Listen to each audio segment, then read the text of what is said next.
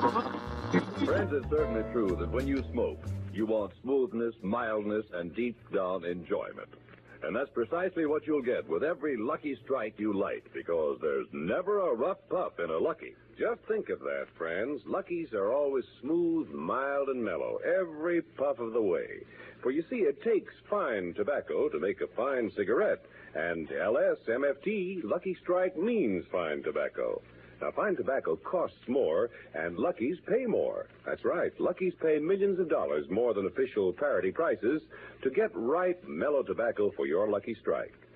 Just listen for a moment to what the tobacco experts say about the kind of leaf Lucky Strike buys. Take Mr. L. Garland Griffin, a tobacco auctioneer from Clarksville, Virginia, who recently said, "All in all, I've sold over 100 million pounds of tobacco. And season after season, I've seen Lucky Strike buy fine tobacco. Prime, ripe leaf. The kind of tobacco for downright good smoking. I've smoked Luckies regularly for 14 years. Now there's a tip for you, friends, from a man who really knows tobacco. So for your own deep-down smoking enjoyment, light up a Lucky. You'll agree with the tobacco experts, with the millions who choose Luckies for a finer, milder, smoother smoke.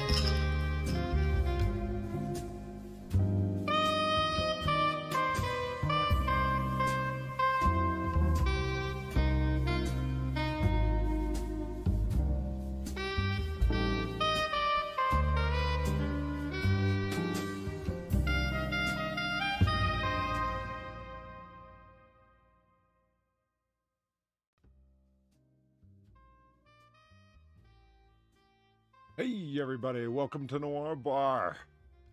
Live from the shadiest district of Noir City. Come on in and welcome.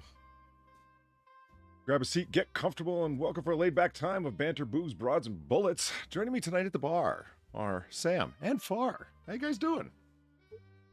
Doing all right, thank you very much. Nice. Yeah. Pretty good. How's yourself?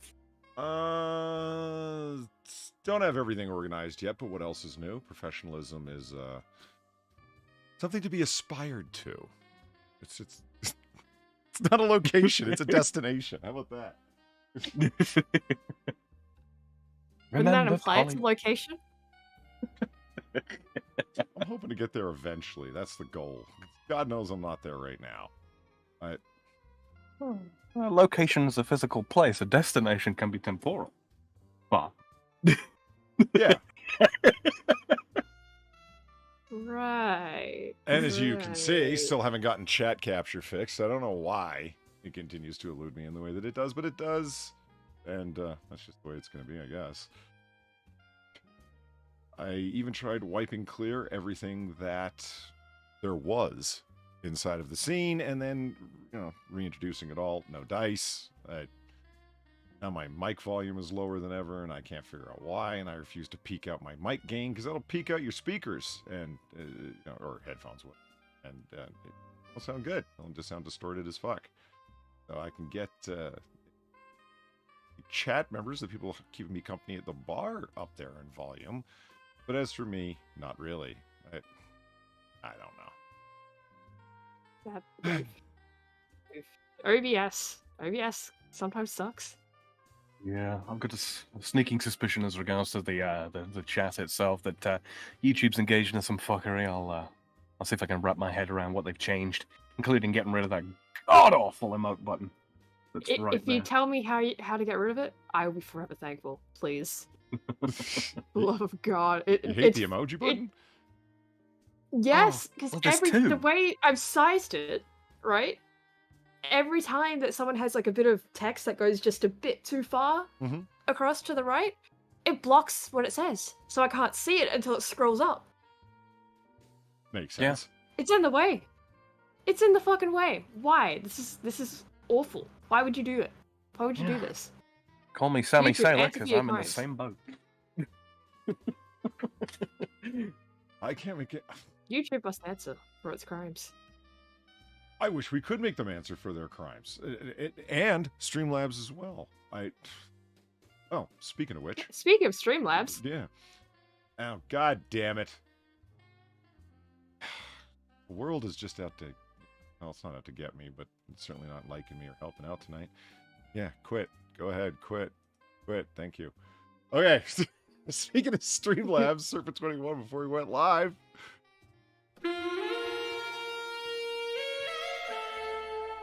Yeah. Jessica Alba sucking booze out of a bottle in her little stripper clothes. Great way to open a bar. I'm a fan. Serpent 21, thank you for the $10. Hello, Polly. First off, I'd like to thank you for finally watching Charlie Varick. No, thank you for recommending it. I knew you'd love it. You were right. Can you opine on the movie before the stream gets full steam? Thank you. You know what? I will get into that. But I needed a chance to pull some other things together first. Tell you what, let me pocket that thought, which is a good one, and I will get back to you on it. A good idea, and it's something that I wanted to do. I will give you all of that and more. How about that? As soon as I get all my shit together here.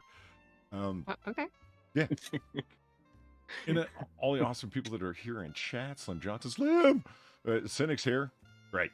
And, well... Subtle.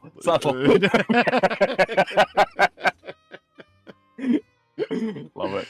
Keep it down zero. Johnny Hellcat and Gilcado say, yeah, my technical problems are obviously because of stuff. Yeah, officially from an engineer. That's well done. Dr. Clusterfuck is here. Always happy to see.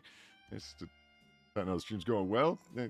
Ian, JMK, this is fantastic. Hey, we got Sam's people. in chat and Gamer Valine and yeah, God, Gamer Valine and Cynic. Just Oh, that's just great. yeah, isn't it though? We should do a talk on the origins of cynicism at some point. I'm not displeased. I'm just rueful and disappointed. That's So displeased. Don't look at it that way. Gokano, thank you for the $5. Have you been? What am I supposed to look at it? Have you been making the required blood sacrifices to the OBS and YouTube gods? No. Blood sacrifices? Yeah.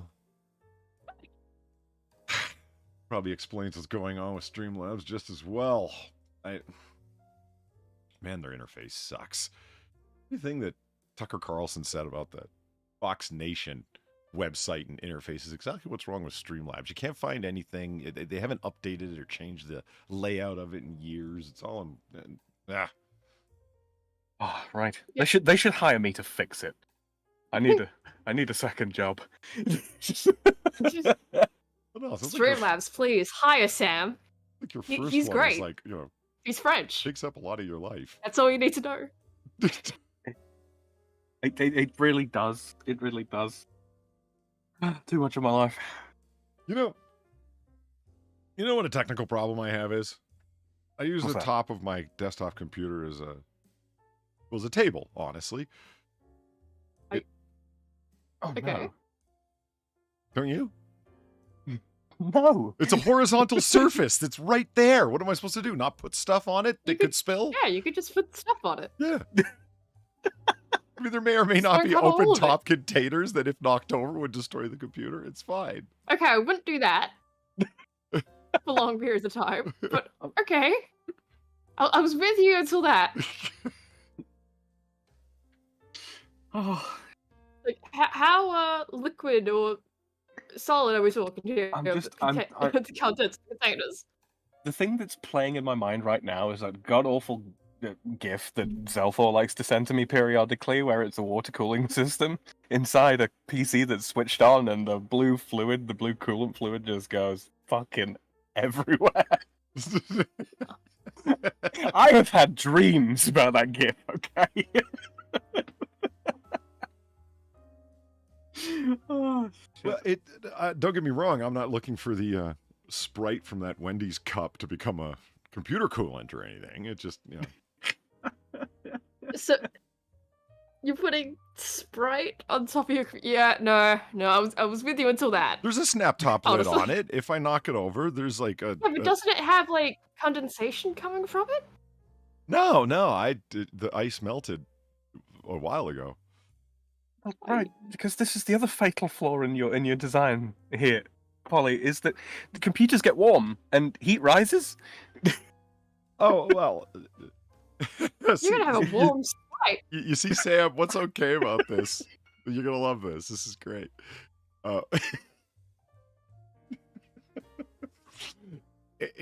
So I have some spillable objects on the top of the computer, right?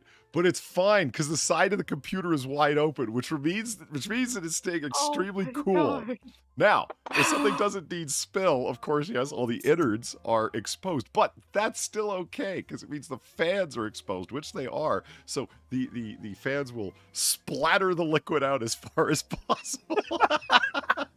Which is more horrifying? What Polly just described, or the whole thing of me being a child touching the hot frying pan? Which is worse? I think the computer's worse. That's way worse. He knows better. Well, yes, because the wizard should know better. Yes. I think I'm horrified, please. Oh my God, Polly! Like, it's fine. Nothing's gone wrong yet. It should be okay, ish. Letting the possibility of something go wrong happen. Oh my God!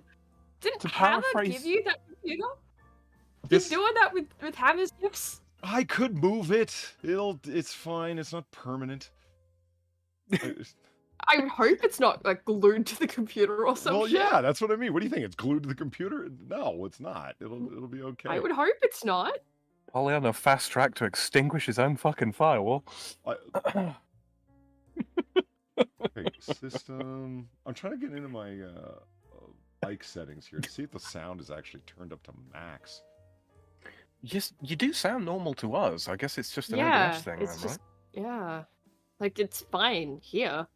I say us as if I can, reliably speak for Var. I apologize. Well, no, you're fine. It's like, he sounds fine to me. It's like, hear anything Dr. really... Clusterfuck in chat says, this conversation makes me feel sticky. Yeah, not in a As good it way, should. right? Oh, god damn you. Also, I had no idea you like just Spite hot. Well, you wouldn't want a warm beer. But you'd like some warm Spite. Maybe a Sprite cranberry. The fuck are you two talking about? A Sprite cranberry. We're filling time while you fuck about, Polly. Shut up. Look, I will spread calling Sprite Spite, okay? I will make this a thing. Because it's funny. My mum now calls it Spite too, it's great. No, the master volume on mic input is at 100. That's... God damn it. Don't you just love the taste of Spite? I've enjoyed this taste of Spite for many years. You know, the overall sound of OBS is way the fuck down. Do you think that affects why? People are always like, well, the volume's so low on all your streams. Maybe I should just max out the sound of OBS, sound level of it. Oh. I don't know. Yeah, I have no idea. I don't know how these things work. I will say this, though. The last time I ran a stream, right, I didn't touch the settings for some reason. Yeah, my mic was way quieter than Platty's. I didn't touch anything. I think that, or the other way around. I forget exactly, but one of us was quieter. Didn't touch anything. Had to just go, whoop, just hope that fixes it. That would be the single greatest thing that anybody could give me, is knowledge on how to level all of the sound levels. Because there's so many, there's Windows sound levels, and then there's Discord sound levels, and then there's OBS sound levels, and they've all got hidden levels in different panels that you need to click into advanced properties to be able to find. It's not that complicated. You want to bet? It certainly seems complicated. Just like a simple virtual mixer desk type thing, right? That'd be great. And people do recommend different virtual mixers that certainly are available, and some people do run everything through a mixer that they're working with all the time. And it's like, okay, you know what? Great. That's a great idea. But what I wanted to do is override every single other sound setting, max them all out, and therefore everything is actually being run through this. So it's a very invasive program, if you will. It's probably a terrible idea. I probably want that, actually. It sounds like something that would probably have like a virus attached to it. It's that fucking invasive. Yeah. Here, hijack every other piece of software on my computer. It's a great idea. Yeah.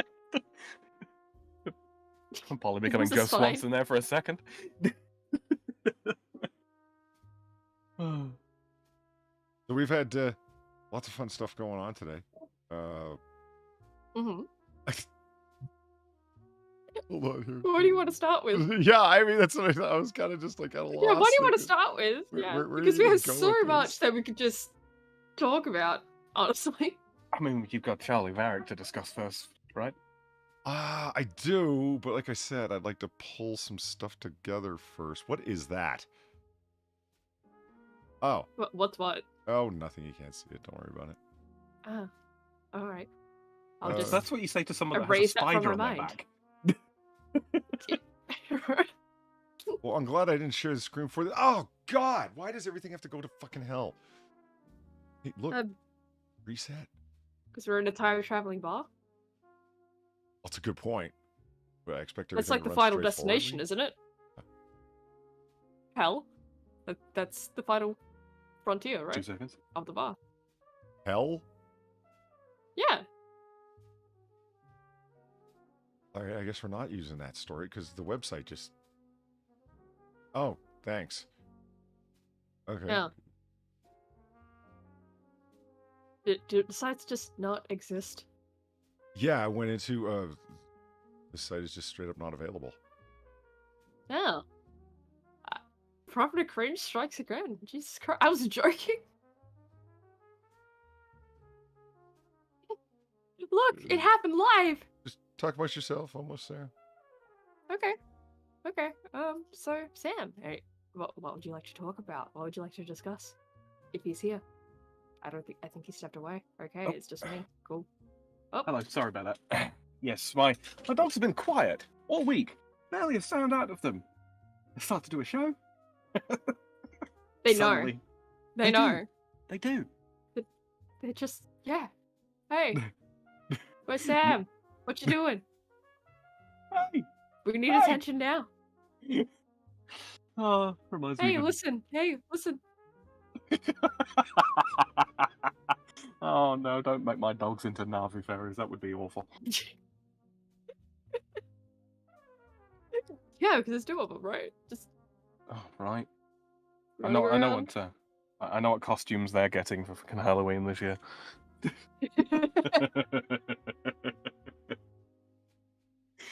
Two great slobbering, menacing dogs. Tiny blue wings. Let's go. Yeah, let's go. Let's do it. Oh, blimey. Just Are you a quick gonna look at chat. Let me look at this. Oh my god. I refuse to give up on this. I don't care how long it takes. I'll just keep reloading it again and again and again until it decides to, work. Which one are you trying to reload? At any rate, that is what we're going to try to do. The last article you sent me, Far. Oh! Yeah, why the hell isn't that working? That I should have- be working. Think. Yeah, cause that's the big one.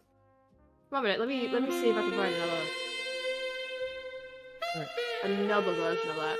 All right. Or I could even share it on my screen if you wanted. Would that If you can work? pull up the original Daily Beast, that would be a problem. The problem is Yahoo. That site is particularly broken on any browser that Oh, yeah, it works fine for me. Yeah, do you want me to Daily screen share? Beast. I can go Daily Beast. It says the Yahoo article. It's the problem. God Emperor Dinkle, thank you for the $5. Good evening, Polly. Glad to see that the bar opened 2 weeks in a row now. Yeah, well, it's just open on a test basis, for God's sake. Here's my tip for the bar. Now, I need to get to bed. 7 a.m. comes early. Sleep deprivation is the best drug. Cheers. Yeah, I hear you there. Thank you, God Emperor Dinkle, I got for stopping by, if only for a second. Your I tips help got us you. keep the bar I open. got you. Hey, let me grab the bar and I have been talking about, usedly. Yeah, because it's worth it, guys. Don't worry, it's worth it. If you are aware of Thank you. specific events and lore to do with Polly, yeah, it's worth it. I can barely contain my excitement. Well, before we get into discussion of things on that matter, there's a good What one. a tease! I am. On that particular note, if you guys haven't heard, and I don't actually know the details of myself, I just heard from Darth Mando before we got started. Ranting Monkey, unfortunately had a heart attack or an. The only thing I knew for sure was this: every son of a bitch that worked for him, they were all gonna be better off dead. Yeah, they would be. I'm not going to say that I do or don't know of some people that might be better off dead, because that would sound like I'm starting a list or something, and I wouldn't want YouTube to think that. So Indeed. Kimberly, thank you for the $9. A cup holder desk attachment is like $5. Oh fuck. A cup holder desk attachment is like $5. If anyone deserves shakes today, you deserve enough to damage a toddler. What the fuck is wrong with you? Take it off that tower right now. Look, I like how she follows the expression, if anybody deserves shakes today, there would be enough to damage a toddler, followed by, what the fuck is wrong with you?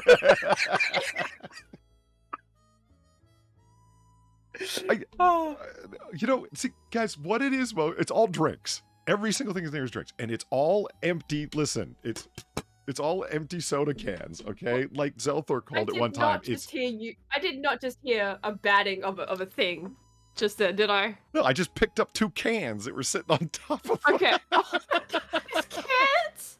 Yeah, they're all energy drink cans. Oh my God. That's what I said. It's all What drinks. is It's and the Wendy's cup. They're all energy drink cans and the Wendy's cup. Polly, you're not getting out of this unscathed. You know that, right? Well, no, like I said, Zelthor at one time had a giant pyramid structure made out of empty drink cans, and he called it Fortress of Refreshment. his Fortress I'm of aware. Refreshment. And this is my rest table of refreshment, my rest of refreshment, if you will. So I mean, if it's not stacked into a pyramid, wouldn't it be more like a palisade? it's yes. Palisade? Lemonade palisade? I don't know. I'm going with that. Oh my god. It's my causeway of thirst cessation, all right? This is Canhenge. You might can henge. I love it. There's nothing wrong with this. Off the tower now, you little river terror. I could take it off the tower, and I will in just a second when I get a chance. It's a bar. We take breaks. And if you all look the time. out of the right of the bus, you will see here Otter's Tenhenge. You know what's funny? Is that What's that? my mom, being a mom, gave me an Easter basket this year. Because every year since I was a small child, right? Like, she makes up Easter baskets, and she never forgets to make them. Because, like, oh, here, I'll get one for Rudiger. And I'm not going to turn down an Easter basket because it's full of chocolates. What am I, stupid? I mean, it's full of Cadbury cream eggs, you know the ones? Oh, yes. Yeah. And a chocolate bunny. And the foil-covered solid chocolate Lind chocolate bunnies, the good ones. Oh, the fancy shit. Yeah, it's not like them hollow, waxy chocolate bunnies you get from Walmart. They're good ones. Well, fuck, some of us grew up poor, Polly. Right, the French Just Walmart. Yeah, I'm sure as you well. I'm fairly sure we have a store over here that's owned by Walmart. They own Asda in the UK, I know that. Oh, well, there you go. So I had that basket, and of course I ate all the chocolate from it because it's been a hot minute since Easter. And so now it's just sitting over there. I can see it from here in my computer room, and it's full of energy drinks. Because I had a basket that had like the little green big plastic straw on the bottom. You know what I'm talking about, right?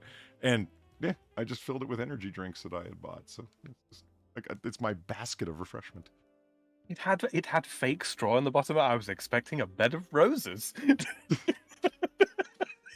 People here know what I'm talking about. It's got the green spun shit that looks like. Shut up, Sam. All right. Wait, does it have those little pipe cleaner chicks in it as well? Pipe cleaner chicks. Yeah, you know the little little fluffy chickeny things that is made out of I don't. How else would you describe it? No, They're pipe very cleaner, fluffy. or maybe it has like a little puff ball thing, Yeah. like a pom pom. No, maybe? just the green plastic straw. Huh.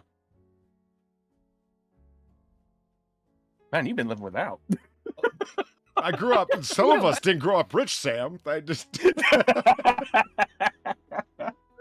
Usually those are like maybe a cent a piece. Come on.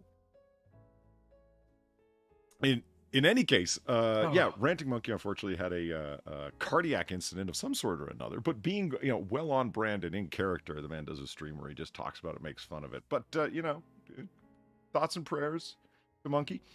I haven't talked to him in a minute, and that's unfortunate because I used to stream with him a lot. But when I first heard that, which was only a little bit ago, that Darth Mando had mentioned it, I was like, oh shit, oh no. And then went right to his channel where it's like, had a heart attack or something, let's make fun of it. And I'm like, oh, okay, on brand for Monkey. Nice. He's doing well enough to crack jokes, which is a good sign. But he's alive and ticking. Exactly. But as fate and providence would have it, something else happened tonight that was coincidental on something that first occurred over on Ranting Monkey's channel. Mm-hmm. I am so fucking amused by this, honestly. My delight is palpable. Yeah. Like, I found it as like a little thing, and I had to go out of my way and go, okay, is there a story that's written up for this? Is this real? Or is this someone just fucking around? No, it's real. It's real. For those of you who remember the lore, as Far referred to, used to be over on Ranting Monkey's channel a lot and streamed with him for Monkey in the Morning. And I miss talking to Monkey. He's a good guy. And one night, he had a certain gentleman on there by the name of Coach Red Pill. And Gonzo himself. Yeah, Gonzo himself. And Gonzo had begun to bug me over time with some of his antics and some of the more audacious and bombastic claims that he would make, placing himself at the center of all manner of conspiracy and attempts to do Just certain things to him. And, yeah, because of his, of course, online importance and whatnot. And complaining in chat, as I was at the time, Monkey sends me the link as the kind of streaming he was doing at the time. Like, here, why don't you come on? And I was like, yeah, all right. And then so, me and CRP, Coach Red Pill, blah, what a name, Gonzo, ended up going at it a little bit. And it was... You called that man a polyword. I did. But let's see what happened to Coach Redfield. Holy shit. Is it true? He's been arrested in Ukraine? Accused of shilling for Putin? Yes, he has been. Yeah. And oh my god. It's just look at this. Look at these images. I mean, Gonzo isn't looking his best in his pajama pants with his... What are you even doing there? He's a Chilean American. What are you doing in Ukraine? He's been there like basically the whole time. Like he was living there before everything with Ukraine even went down. Like when that shit started going down, that was when he came across our radar again. Yep. Or it's like Coach Red Pill turns up that's where in the name... Ukraine. And it was like he had disappeared and nobody knew where he was, and then he resurfaced. For days. Yeah, and then you had the guy that was apparently like really close to him but kept calling him Gonzo instead of Gonzalo, which is where, that's why I keep calling him Gonzo, because I find that shit fucking hilarious. Yeah. The man's name is Gonzalo, but the person who was reporting him missing actually called him Gonzo. Just wonderful. And it wasn't just one time in the article either. He repeatedly called him Gonzo every time he brought up his name. Like, just imagine you go missing in a fucking war zone, right? Yeah. And someone reports on hey, you're missing, and they can't even get your fucking name right. And over a year There's of claiming to about be, that. It's been a year since then. He's been continuing to put out material, and in my opinion, trying to bring this kind of notoriety to himself, and eventually it's worked. I mean, if you're in Ukraine and you constantly have things to say about the leadership there, you're making a nuisance of yourself. Yeah, guess what? Eventually, this kind of thing is going to happen, and I think he tried to put himself at the center of controversy for something like this to happen. Well, he won. Gonzalo Lira, a prolific online personality, I don't know how prolific he is, became an outspoken supporter of... prolific with his use of cameras. Yeah, he became an outspoken supporter of Putin's invasion of Ukraine, had his home in Kharkiv raided by security forces. Yeah, that's what you want. Oh my god, I love it. Sleazy American dating coach becomes Putin's shill in Ukraine. Personally, I think he should have stuck to his side hustle. This is the whole reason he was in Ukraine to start with. Chemical control in Ukraine is a lot more lax than it is in the States, and gases, adhesives. Yeah, that's what he was doing. Argon glue. It's like, you have to wonder what... He's facing the possibility of being in prison for 5 to 8 years, and even if you're not... You don't want to go to prison in Ukraine. Yeah, you don't want to be held in Ukraine, because it's not like they've got a writ of habeas corpus where you could demand that they charge your release. They can just hold you without charge indefinitely. Do you want that? Do you want to know what a Ukrainian prison is like right now in a time of war? And I mean, there's places in Ukraine that are untouched by the war. Yeah, there's also other places where they'll throw you in a fucking virtual dungeon. What the fuck's wrong with your head? Oh, I mean, if there's one thing he's got going for him, at least there won't be any Nazis in prison with him. Right. Because they're all on the front.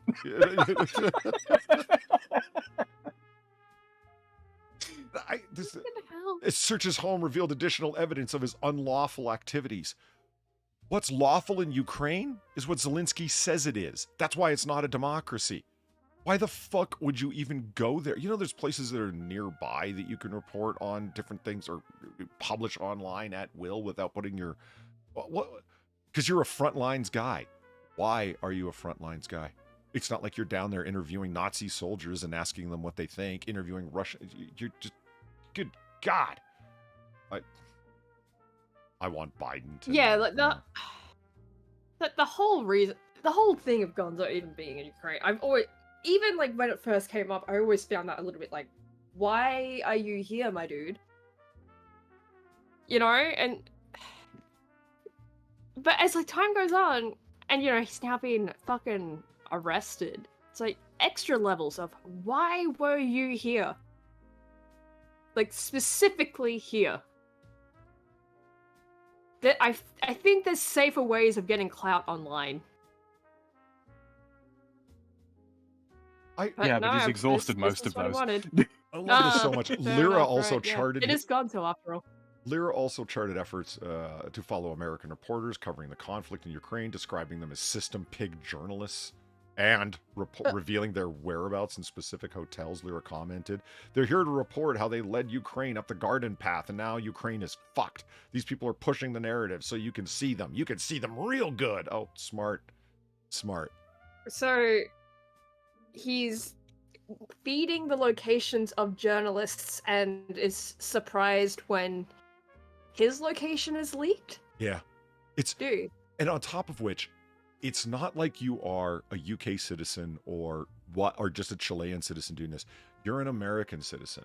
You are running the very real risk of, how could I say it, being identified as a foreign agent, or at least giving aid and comfort to the enemy or working on behalf of the enemy. There's a whole host of espionage charges that you could be served with as an American citizen for doing what you're doing. Why are you running that risk? You know what the... And like I said, there's lots of ways you can go about this without being a jackass. It's like, oh, Ukraine is fucked. You know, they led us up the garden path. This is not being subversive. This is just being... Gonzo, you can't do clickbait from a war zone, asshole.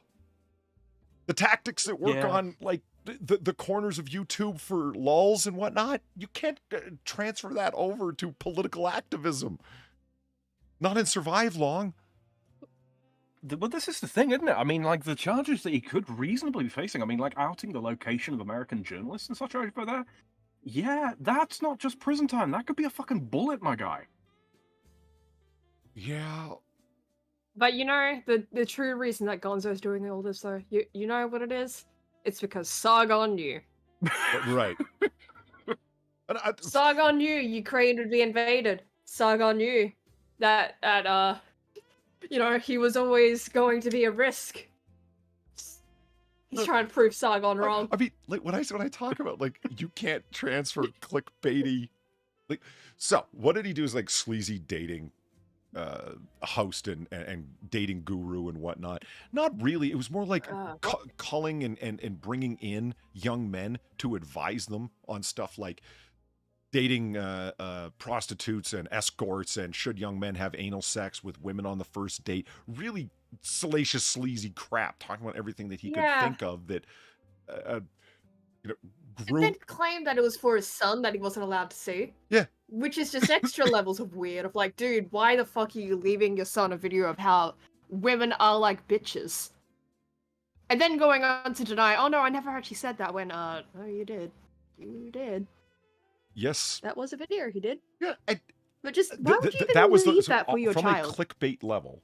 And in saying the only reason I'm doing this is so, you know, I'm an older man, and by the time my son gets old enough, I want him to have something to look back on.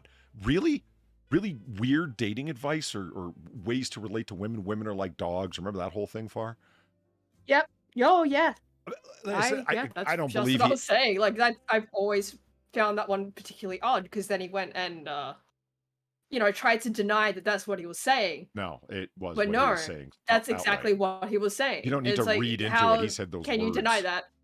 And that was, it wasn't just a sentence. That was the whole point of the entire video. You need to treat women in this way. Like I said, the clickbaiting, trying to be as controversial as possible. I'm going to blame Sargon for all these things. Sargon knew about these attempts to bring me down, all the gay ops. And then when that had run its course, he goes over and starts fighting with Jim, with Mr. Medicare, because just go against the biggest guy you can think of. And he's taken that mentality, into the Ukraine-Russia war.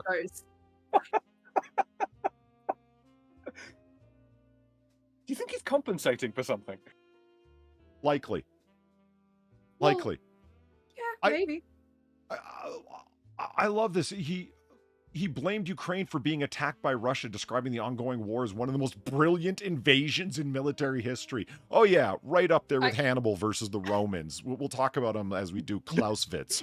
What the fuck? Yeah, yes, just top tier quality in military operations. God, the ghost of Hannibal's Russia's looking at that invasion, just going, "Yikes, guys." And I love it. They blur his face out. I'm like, this is the man we're looking for, who you can't see. Just look for the busted out gray hair on a balding head with a baseball cap. It's just, but this is a guy who tried to implicate Sargon of Akkad, Carl Benjamin, and all sorts of fucking nefarious shit that he had actually nothing to do with. Tried implicating Jim Medicare, trying to destroy him and bring him down, and the low quality of Medicare's videos. And then after that, I'm going to give a bunch of sleazy advice to 14 and 15-year-olds and paywall all of it as I attempt to digitally groom them. It just makes me so happy to think that this guy who has taken this mentality and ended up getting arrested by someone who was obviously, Zelensky's a tin-plated tyrant and a scum fuck. And you went to this guy's territory and started saying the person he's fighting a war against is heroic and so on and so forth in that man's own backyard and didn't expect anything to happen to you? Or I was about to say, like, rule of the gentleman's code, like 335. Do not shit in another man's backyard.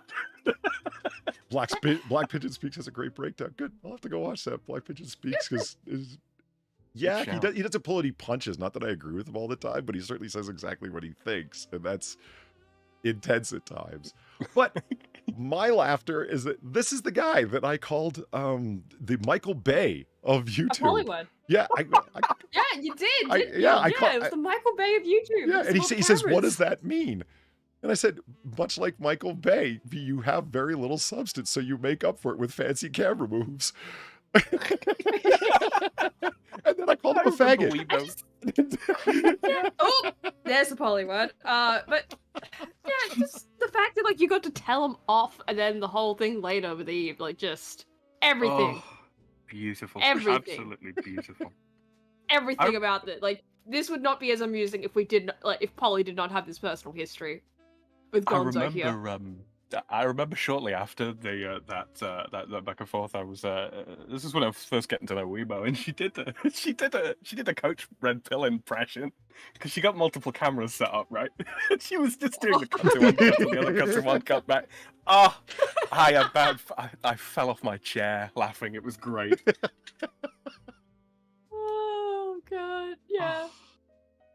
You know what I see? You know what I see going on right here? Videos. It's this picture right here on the left. I see him going. Yeah. This is the dawning of, what's the problem, shit, shit's real, and he just figured it out. This is fine. Everything's great. I've talked so much shit and made so many people so very fucking angry, to the point when Tonka Saw didn't even want anything to do with me.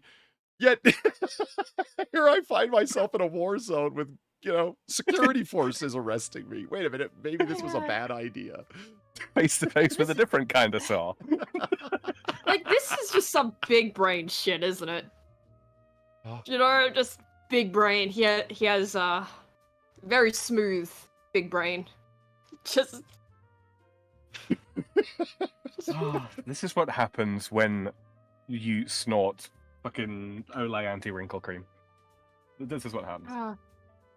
He's just French kiss, just chef kiss. This is the chef kiss, French kiss, chef's kiss. I don't know who your French kiss is. God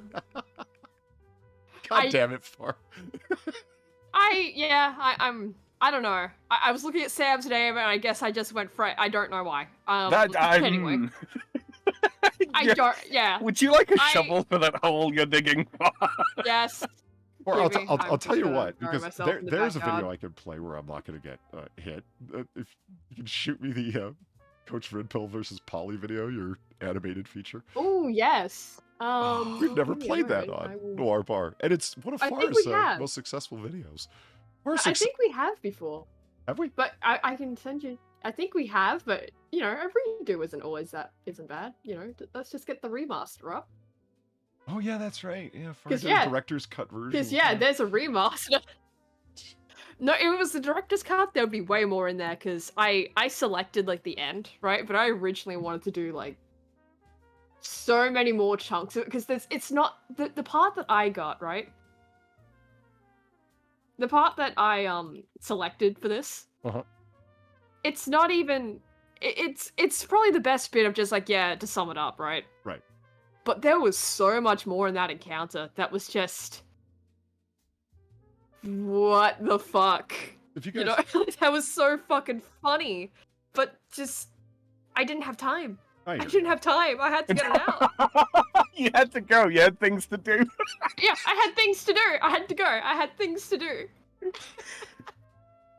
So you puts torque on the platypus. The fuck? Oh, a talk. A talk. What the hell's a talk? It's a chef's hat. No, is that what they're called? A talk? Yeah. Wait, is that actually what it's called? Yeah, a talk. I had no idea those things actually had names. Like the straight up and then the poof. Yeah. Yeah, I thought that was just called a chef's hat. Yeah, So, I had no idea. Well, the devil you know, I guess. Damn, stop blowing our minds. What the fuck? Okay, this is an educational podcast, ladies and gentlemen. Keeper Dam said a little bit earlier, I'm a little bit too young for this. This happened before I came along. So, yeah, if you didn't know, and Monkey's featured in this, as is Satsu, and Some Dumb American was there. Yeah, this was a while back. Anyway. Keith, you are in for a treat, my god. Oh my god. This is the video that farted. Oh god, did someone... What? Cartographer, did you actually get... Did the Coach Red Pill video actually lead you to Polly, then Monkey? Oh my god. What's that? Well. Oh my god, Random is that Recognition actually gave real? me the animated Polly Red Pill, which led me to Polly, and then to Monkey, and then to subsequent channel. Oh my god. Oh my god. Well, that's a hell of a welcome to the arena, man. Holy shit. Fucking hell. Holy shit. I mean, I'm glad it worked, but oh my god, that was... So here is the video in question that Far did a really good job animaticking. Animaticking? Yes. Okay. Yeah, animaticking. I would not call this animation by any stretch, but, you know, just animatic. Why not? Oh, wait a minute. I am not sure. So you guys can change. All right. There, now you'll hear it. Okay, here we go. Yeah. And so look, what I heard from my memory of it is I have to actually go because I have to do things. Okay, but I'll tell you this. This is the last time you and I are going to interact. Okay, but I'll tell you this. See, if you don't like my content, that's fine. Okay, but if you're going to attack somebody with lies, you better get be prepared for some pushback or a lot of pushback. Okay. Somebody mentioning what someone else said in a video is not attacking you, man. If you think it is, come on now. No, you the way you were referring to these smears is that as if it were the real thing. It's not. Okay? I realize that you really don't like Sargon, and I realize that you have your reasons for it. Okay, especially I don't like you, and the interaction we have had shows me that you're a pompous dickhead who doesn't understand. The pompous coming from you. That's a hell of a fucking put down, man. Shit. Yes, it is, isn't it? Yeah, I know. Yeah. Like me, and you are a pompous shithead who doesn't seem to deep, man. It really does. and doesn't have the empathy to realize how damaging something like that is. And you never answered my question. How would you feel? No, I did. I said I did. I said I wouldn't like it. I did. Yeah, you wouldn't like it, but you did put it up with it. So why don't you just bend over? No, I did. I didn't say I put up with it. Go back. You asked the question directly, and I said I did. Okay, because that seems to be the kind of individual that you are. Okay, so this is the last time. That's not fair. Okay, he told you that he didn't think it was fair for him to talk. Wait. Come on. Let me finish here. I gotta go. 9:30 in the morning here. I gotta go do some stuff. So tell me so we can finish off on a high note. He said he didn't think it was fair to come at you, and you told him to go ahead. And then the part that you got upset about, and I understand that's personal for you, but he was talking about what someone else said. He did not say that about you, and I get it that upsets you, but he wasn't saying that about you. He was asking about what somebody else said. He was asking as if it were true, and it's not true. Okay, so it's. I didn't even ask you if you thought you were a confidence man. Hold on. You were very How do you ask something? Wait a minute. How do you ask something as if it were true? I have to go. You know, All right, Coach. Well, thanks for stopping by, bud. Yeah, take it easy. Nice meeting you all, except you, Polydub.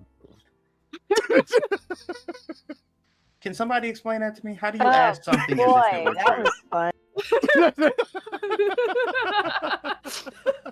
Oh, and Robert Palmer, addicted to love for some reason, wants to play afterwards. Oddly topical. Oh, far top marks That again. was I just all unedited though. Like I just took the clip, right? The only edit there is really just everything else beforehand. That's all exactly how it happened. So all those okays, yeah. every single one of them. That is how many okays he was saying within 2 minutes. Yeah. And what is it that he was? I mean, Far picked the right clip because we were talking and arguing back and forth for a hot minute.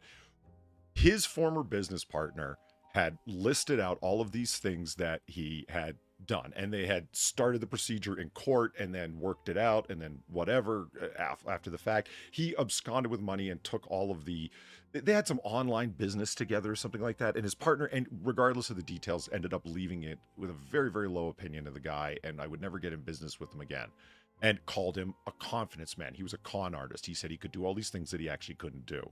And I said, you are insinuating that Sargon's involved in stuff that he didn't actually know. I think that you were just trying to put yourself at the center of a situation that's got, it was Kraut and Holiday. What's his first name?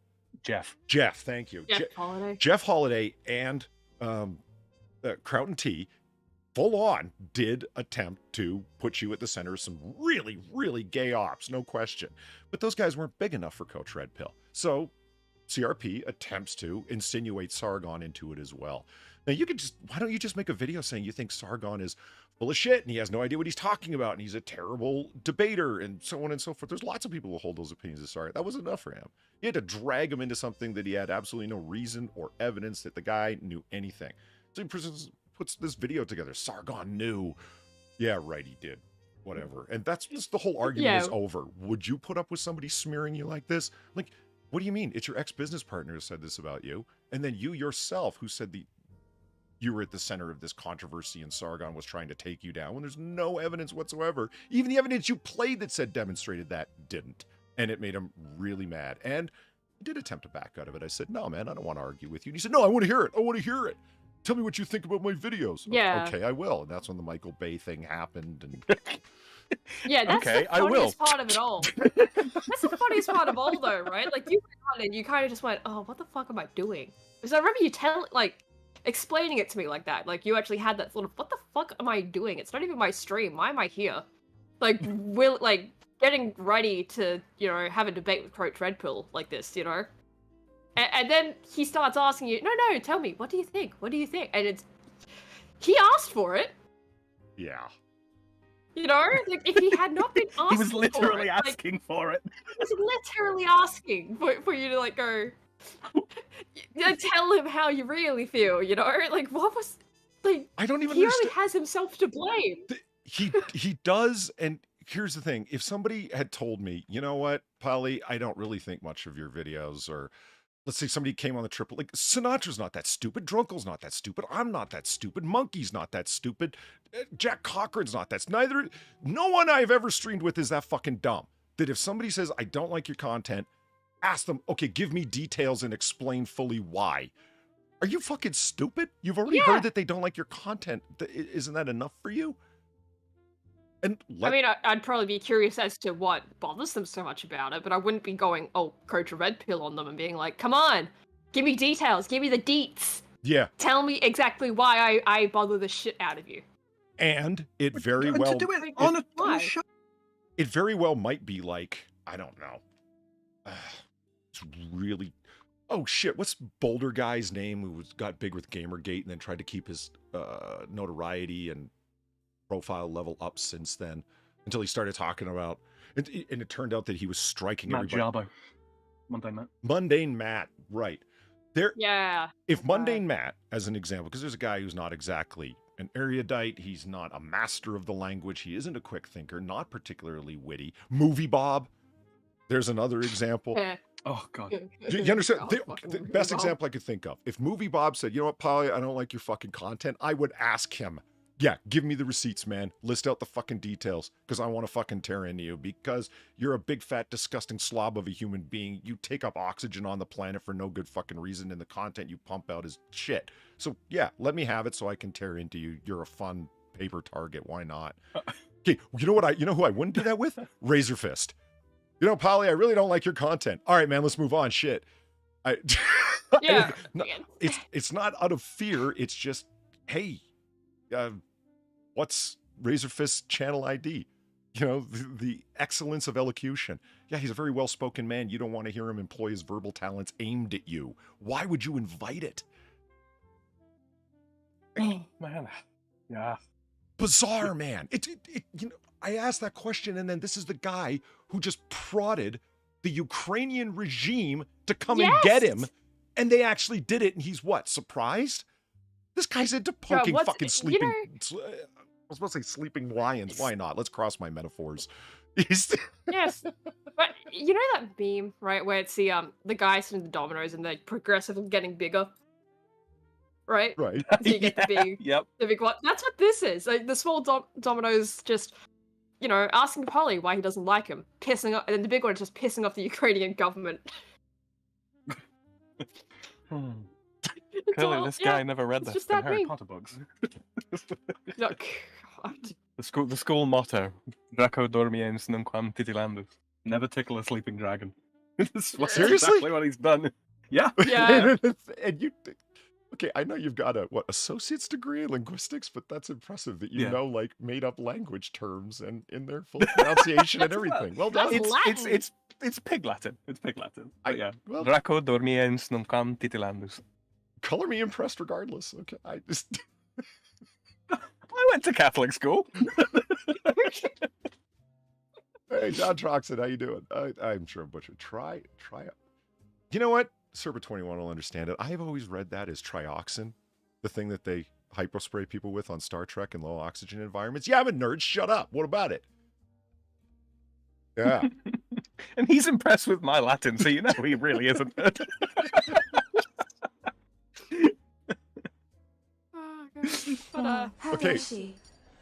I wanted that cake. Okay. Thank you, Dollar Doos is good news for $3. I think it goes without saying, I'd rather wander in the outback nude and covered in honey mustard than piss off Razor Fist. Right? I mean, fair enough, I guess. I can tell you this. There are things that I've heard Razor Fist say where I would enjoy the opportunity to go back and forth with them in a spirited debate. Piss them off, though? No. I think I'd like to debate certain things with him. Mostly nerd stuff. That's the general things that we disagree on. Like he's taken certain, this Western sucks. No, it doesn't. You've judged it unfairly. In the same way that people judge, let's see, Dirty Harry movies as being substantiveless, forgettable, disposable content. That's one of the things that enrages him. I don't think so either. But in that same token, I think he's dispensed of certain Westerns that have a hell of a lot of fucking substance to them, and he says they're crap. No, I don't buy it. I'd love to debate that with him. It's all nerd shit. And the reason why it's good that it's nerd shit is that there's no, I mean, how much skin in the game can you have? It's not like neither of us have produced those movies, if you know what I mean. It's like, I'll have you know that I directed that movie, and it was fine. Tell me point for point why you don't like what I've produced. Yeah. Right? And Ian says, I remember Matt Jarbo getting wrecked on Internet Bloodsports. So do I. I remember him getting wrecked on the kill stream before Ralph had really gone full Ralph. Yeah, like it was much earlier on in Ralph being online. Like Ralph actually has been online for a good long time, but before he left YouTube. So like, quite some time ago. And it was just fucking crazy town. Because he just walked into a fucking gardening thresher and didn't seem to care. It was so bad. Got exposed online as fucking reporting and flagging videos for copyright infringement just because they had mentioned him because it was a way of doing video takedown. I remember people said, well, you know what? I'll send the section for my YouTube studio demonstrating that I have never flagged a video. I remember one guy having to give instructions to the other guy who was there how to even find that on your YouTube studio. And I'm like, yeah, I would need those instructions. I wouldn't even know where to go. I don't know how to flag people. Yeah. Well, like, what the denial of it is the thing that gets me. Because, Twitter, for example, I've blocked people on Twitter. I've got no problems talking about the people I've blocked on Twitter. I can probably tell you why. The list is quite short. We discussed a little bit before we came on air. You know, I've got David Hogg filtered out of my Twitter feed. Why? I don't care for anything that.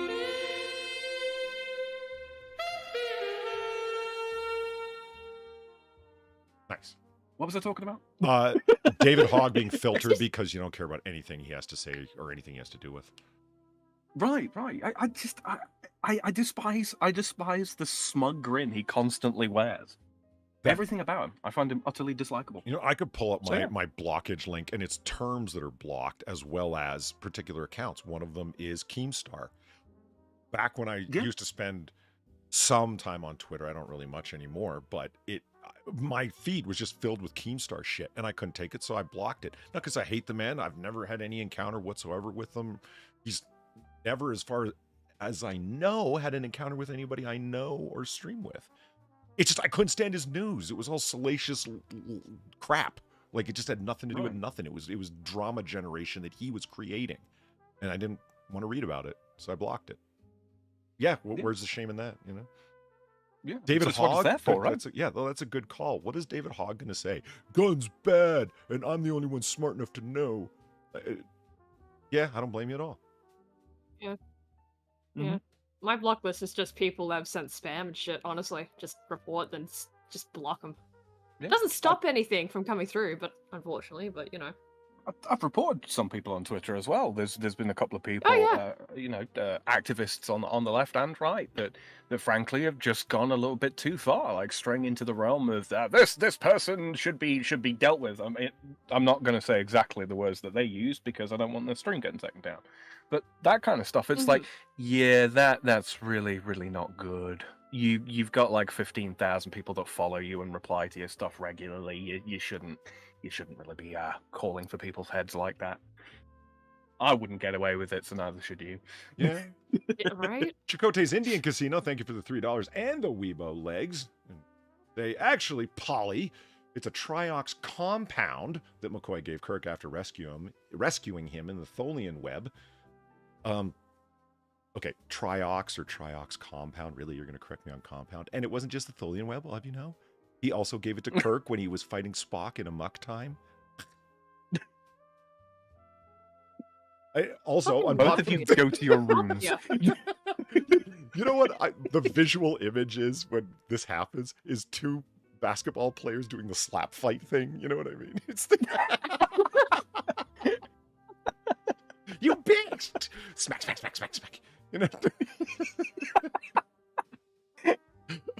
Ed also says, also, unpopular opinion, Janeway was a smash. You know, I don't know about that. I'd have to think about that. But you know, one thing I did realize in watching Voyager over the years on repeat, she's a tiny little thing. There is nobody that is a large person. The actor who plays Chakotay, the actor who plays Tuvok, like Tim Russ, the actor who plays Tuvok, he's 5'10", 5'11", and he towers over Janeway. Like he's a full head, if not a head and a half taller than her. That's how small Kate Mulgrew is. She's a tiny little lady. It's kind of hilarious. It's like 7 of 9 there. Jerry Ryan. She looks like a big bitch. She's not. That's just how small that Kate Mulgrew is. So, yeah, if you're into tiny women, then yeah, I guess she would be a smash. What did I want to do now? What? Do you think Janeway's a smash? I could be convinced. Bar, did you read yours? Your cake? Read what? I wanted that cake. Yes. Did you? I'm sure I did. Yeah. Well, things move fast. Yeah, that's where Razor Fist came from. Oh, right. Okay. Yep. Yeah. You know, he did a video tonight, Razor Fist Arcade, and I was watching just a bit of it, like 20 minutes of it earlier. I'll watch the rest of it tomorrow sometime. Or watch all of it tomorrow sometime when I'm doing other stuff. A video game called Redfall, and it wasn't Let's Play Redfall, it was Let's Mock Redfall. And I'm like, why? Like, I've never heard of this game. Apparently the game is AAA title, goes for like $70 on Steam, and is so bad and so broken, like, that it's only worth it to play it to mock it. It's that bad. By Arcane Studios. You guys ever heard of them? Yeah. Is it? They're No, but incredibly overrated studio that it's a 70 gig, 80 gig download, and the game is broken as fuck. You'd have to see it to believe it. Usually when people say, oh, we see the screen tear here, and it's like, no, I don't actually. They're detailed stuff. People are like really performance hounds, and they want the best out of their video card and the best out of their video games and so forth. That's not what's going on with this one. This video game really is busted to the point where anybody, even a noob, can clearly fucking see it. The character, from his perspective, as a POV game, would point and look, and an entire wall would be pixelated, like beyond 8-bit NES era pixelated, and would just stare and not moving. He goes, let's wait. It took around 10 to 15 seconds, and all of a sudden the rendering would kick in, and all the textures would come up, and the pixelation would go away. Oh, yeah, that's awful. Wow. Bad shader caching. Fucking that's believable. incredible. He's doing this thing like, look at the delay on this, where it will sweep, where you're looking left to right, and you'll hear click on his controller, and then half a second later, the screen will suddenly spin to the left. A half-second delay trying to play a video game that's like a POV shooter. Yeah, what the fuck? How That's do you not even good. play that? That must be infuriating. You don't. That's the neat part. You don't. Yeah. Whilst on ketamine, so that your brain and the game are in sync. I just can't accept the idea of paying $70 and not being able to return the game. I would be so infuriated. Right? Like, oh my god, that is genuinely horrendous. What the fuck? And I think about some of the, old school fun time platformer games on GOG that I've bought, and I think about really cool new platformer games like Hollow Knight, and they're such really good games, and I have never had a problem with a game running properly. I can't imagine buying a AAA title for anything over, like $40, $50, $60, anything in that range, and having it not work, and filling up 50, 60, 70, 80 gigabytes on my computer as well. Fucking hell. I'd be so mad. I can't even get my head around it, honestly. I don't know how people would put up with that and not, turn into a constant harasser of Arcane Studios about get your shit correct. And talk about burning me forever as a fucking customer. Who would ever buy anything from Arcane again after that?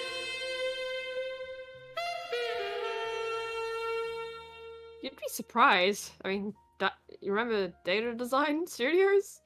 No. What'd they do? Yeah, they just pumped out a bunch of shit on the Wii, and apparently they made enough money off that to keep pumping it out while the Wii was still a thing. I was about to say, Polly, have you heard of EA? Yes. That too.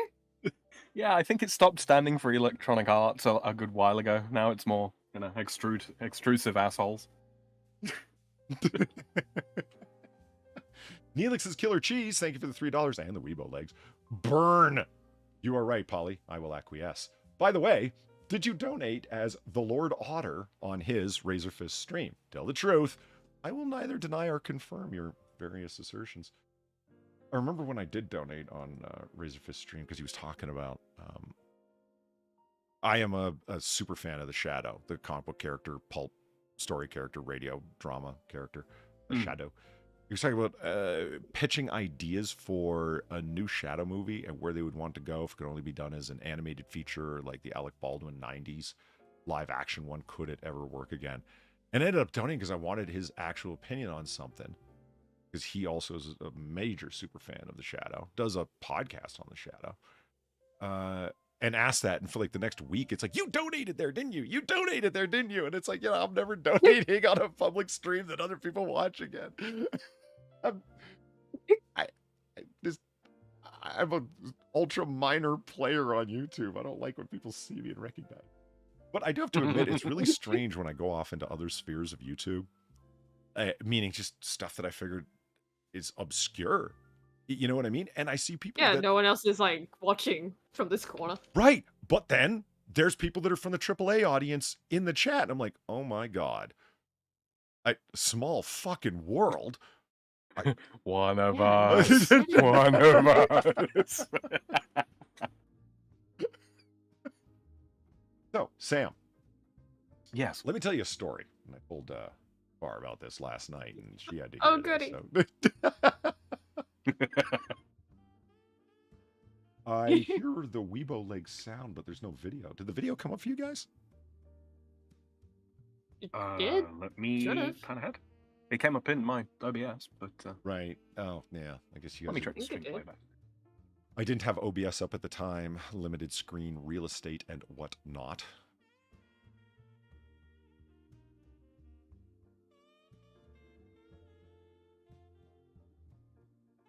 Yeah. No. Yes. Maybe. Possibly. No.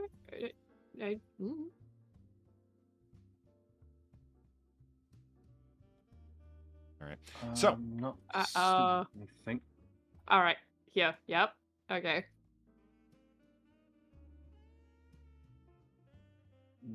Yeah, so glad you had a moment like that with you, like that you had though, Polly, of seeing people out. Just had a moment like that, seeing someone from AAA donate to a VTuber I check in on.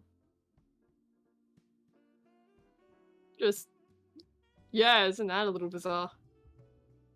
I've never seen Polly show up anywhere else in the streaming multiverse. You know who gets around in the streaming multiverse? Pear to Bear. I can go to the weirdest fucking furthest corners of the internet and there's Pear to Bear.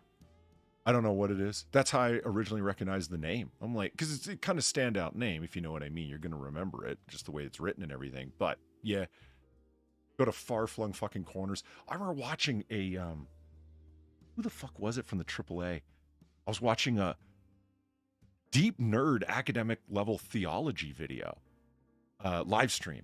And these two guys were debating over a particular fine detailed point of theology, and all of a sudden there were two people from the AAA there. And I was like, what? Okay. I mean, cool, but what the fuck? Like, this is so obscure to find you guys over here. Strange. So, Sam, as you may or may not know, I'm a fan of a small little film from 1995 called Heat. It's directed by... Small, huh? Yeah. And so naturally you said nothing and just observed for a while. That's right. Yeah. Well, I was waiting for some kind of reaction. Like, have you ever heard me mention this movie before? It's directed by a guy named Michael Mann, also written by a brilliant film man named Michael Mann. Poor Dumb Harry. Thank you for the $3 and the Weibo legs. And I saw it come up. So there, I'm satisfied that it's at least coming up on stream. Fun fact, Mulgrew said her kids preferred to watch the X-Files in the 90s over Voyager. Oh no. Between Mom on TV or peak sexiness Gillian Anderson. Good call. By the way, Gillian Anderson is still a smash. Knife fight me. No, Gillian Anderson is not gone unattractive by any stretch of the imagination, but I still prefer redhead Scully Gillian Anderson over blonde Gillian Anderson. That's just me. It's, yeah, 90s X-Files, man. That, yeah, definitely. Anyway, so, as you may or may not know, Sam, Michael Mann, before he produced Heat as a feature film starring Robert De Niro, Al Pacino, Val Kilmer, Dennis Haysbert, God, there's so many people, such an ensemble film. John Voight was in it. Holy Christ. Natalie Portman, Hank Azaria, just the list just goes on and on and on. Even the bit, Xander Berkeley was in it. The bit players are played by somebody. Ashley Judd. Crazy. The amount of people that he got to be in that film is a true ensemble cast. Anyway, in 1989, Michael Mann, had done a made-for-TV movie with around 40% of that script. So it is the same movie with the same lines, the same characters, the same plot, except it's cheap made-for-TV version of Heat from 1989. It's called LA Takedown. It's interesting if you're a fan of the movie, or even if you know it fairly well, to watch a previous, smaller, lower budget, less ambitious version of it that isn't as fleshed out, either in details of what the people are doing, as fleshed out in terms of the characters, or as wide-ranging and ambitious of storytelling, but nonetheless, there it is. I wanted to show you, this is what we're looking at on screen right now, is a shot from LA Takedown, a particular scene, just to give you an idea. Now, the guy sitting in the middle there in the gray suit is the main character, protagonist or antagonist, depending on how you want to look at it, the hero or anti-hero of the story, Neil McCauley. That is Robert De Niro's character from 95 Heat. In this particular one, it's MacArthur who's playing him. Alex MacArthur is the name of the actor. Well, the now, other chat can hear it. You guys can't. That's because I need to switch between screens real fast. But take a look at him. We've been cut into. We've been cut into. Someone is on. This guy, Alex. Where the hell did all this heat come from? Who's on to us? LAPD, County, the G, who? I know. I just said you won't be able to hear it because I need to flash between scenes. I would, but it would take much longer. Wait for it to catch up as my slow HDDs, hard drives, catch up. Come on! Fair enough. Let's go. Let's go. Let's go. Let's go. Go. Damn it. Come on, do it. Attack of the Blow. Yeah. Wake up. We got some, There we go. Now, that actor, Alex MacArthur here, was also in a series of westerns called Desperado. Four different westerns. Where he was the main character. Very recognizable guy. And it drove me crazy for years trying to figure out who this... I know I'd seen him somewhere other than LA Takedown, and I knew I'd seen him somewhere other than the Desperado series. Originally knew him from the Desperado series, then from this previous iteration of Heat, LA Takedown. Couldn't figure it out. Then I was driving, smoking a cigarette, window open because the weather's good, and all of a sudden it fucking dawned on me. Do you know where I knew him from, Sam? Do you recognize him at all? I'm going to take that as a no. Boom. Boom. No. There he is. He's got one of those faces. That's him in the Madonna Papa Don't Preach video. That's, see? There he is. For Christ. He's the new Papa. He is. I'm wow. not playing the audio because, my God, a Madonna song, that would be the end of my channel right there. But right. As we skip ahead at Madonna's little dancing in her bustier, tits ready to pop out at any second. See, Ed, look, here he is. Comes over, Ed. There he is. I finally clued in. He is. That's where Katy Perry lifted her hairstyle from. Got it. So, yeah, it's true. Super criminal Neil McCauley knocked up Madonna. Honestly, that explains a lot. That explains so very much. I am so happy. I finally fucking scratched that itch, man. Holy Christ. I have AUTISM.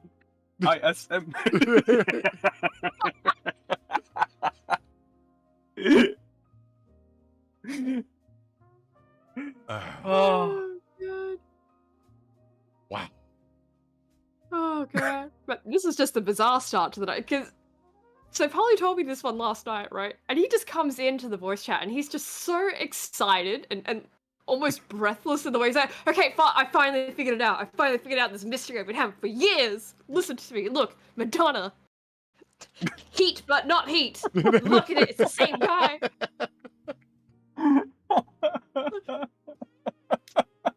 Like, he's like showing me the video.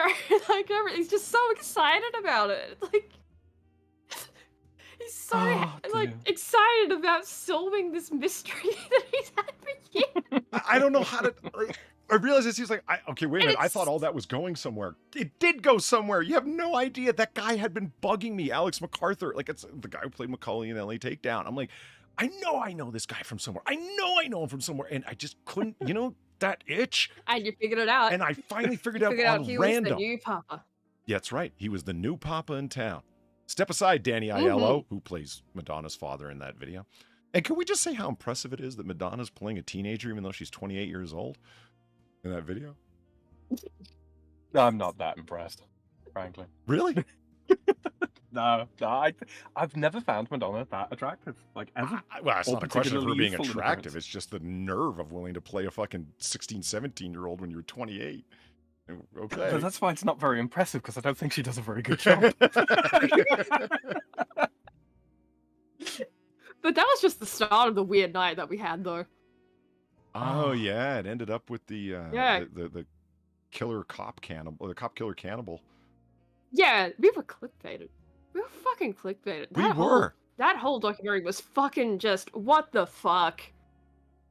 We watched, and not because of necessarily what the guy did, just for all the weird decisions made documentary in reviews making was the far. documentary.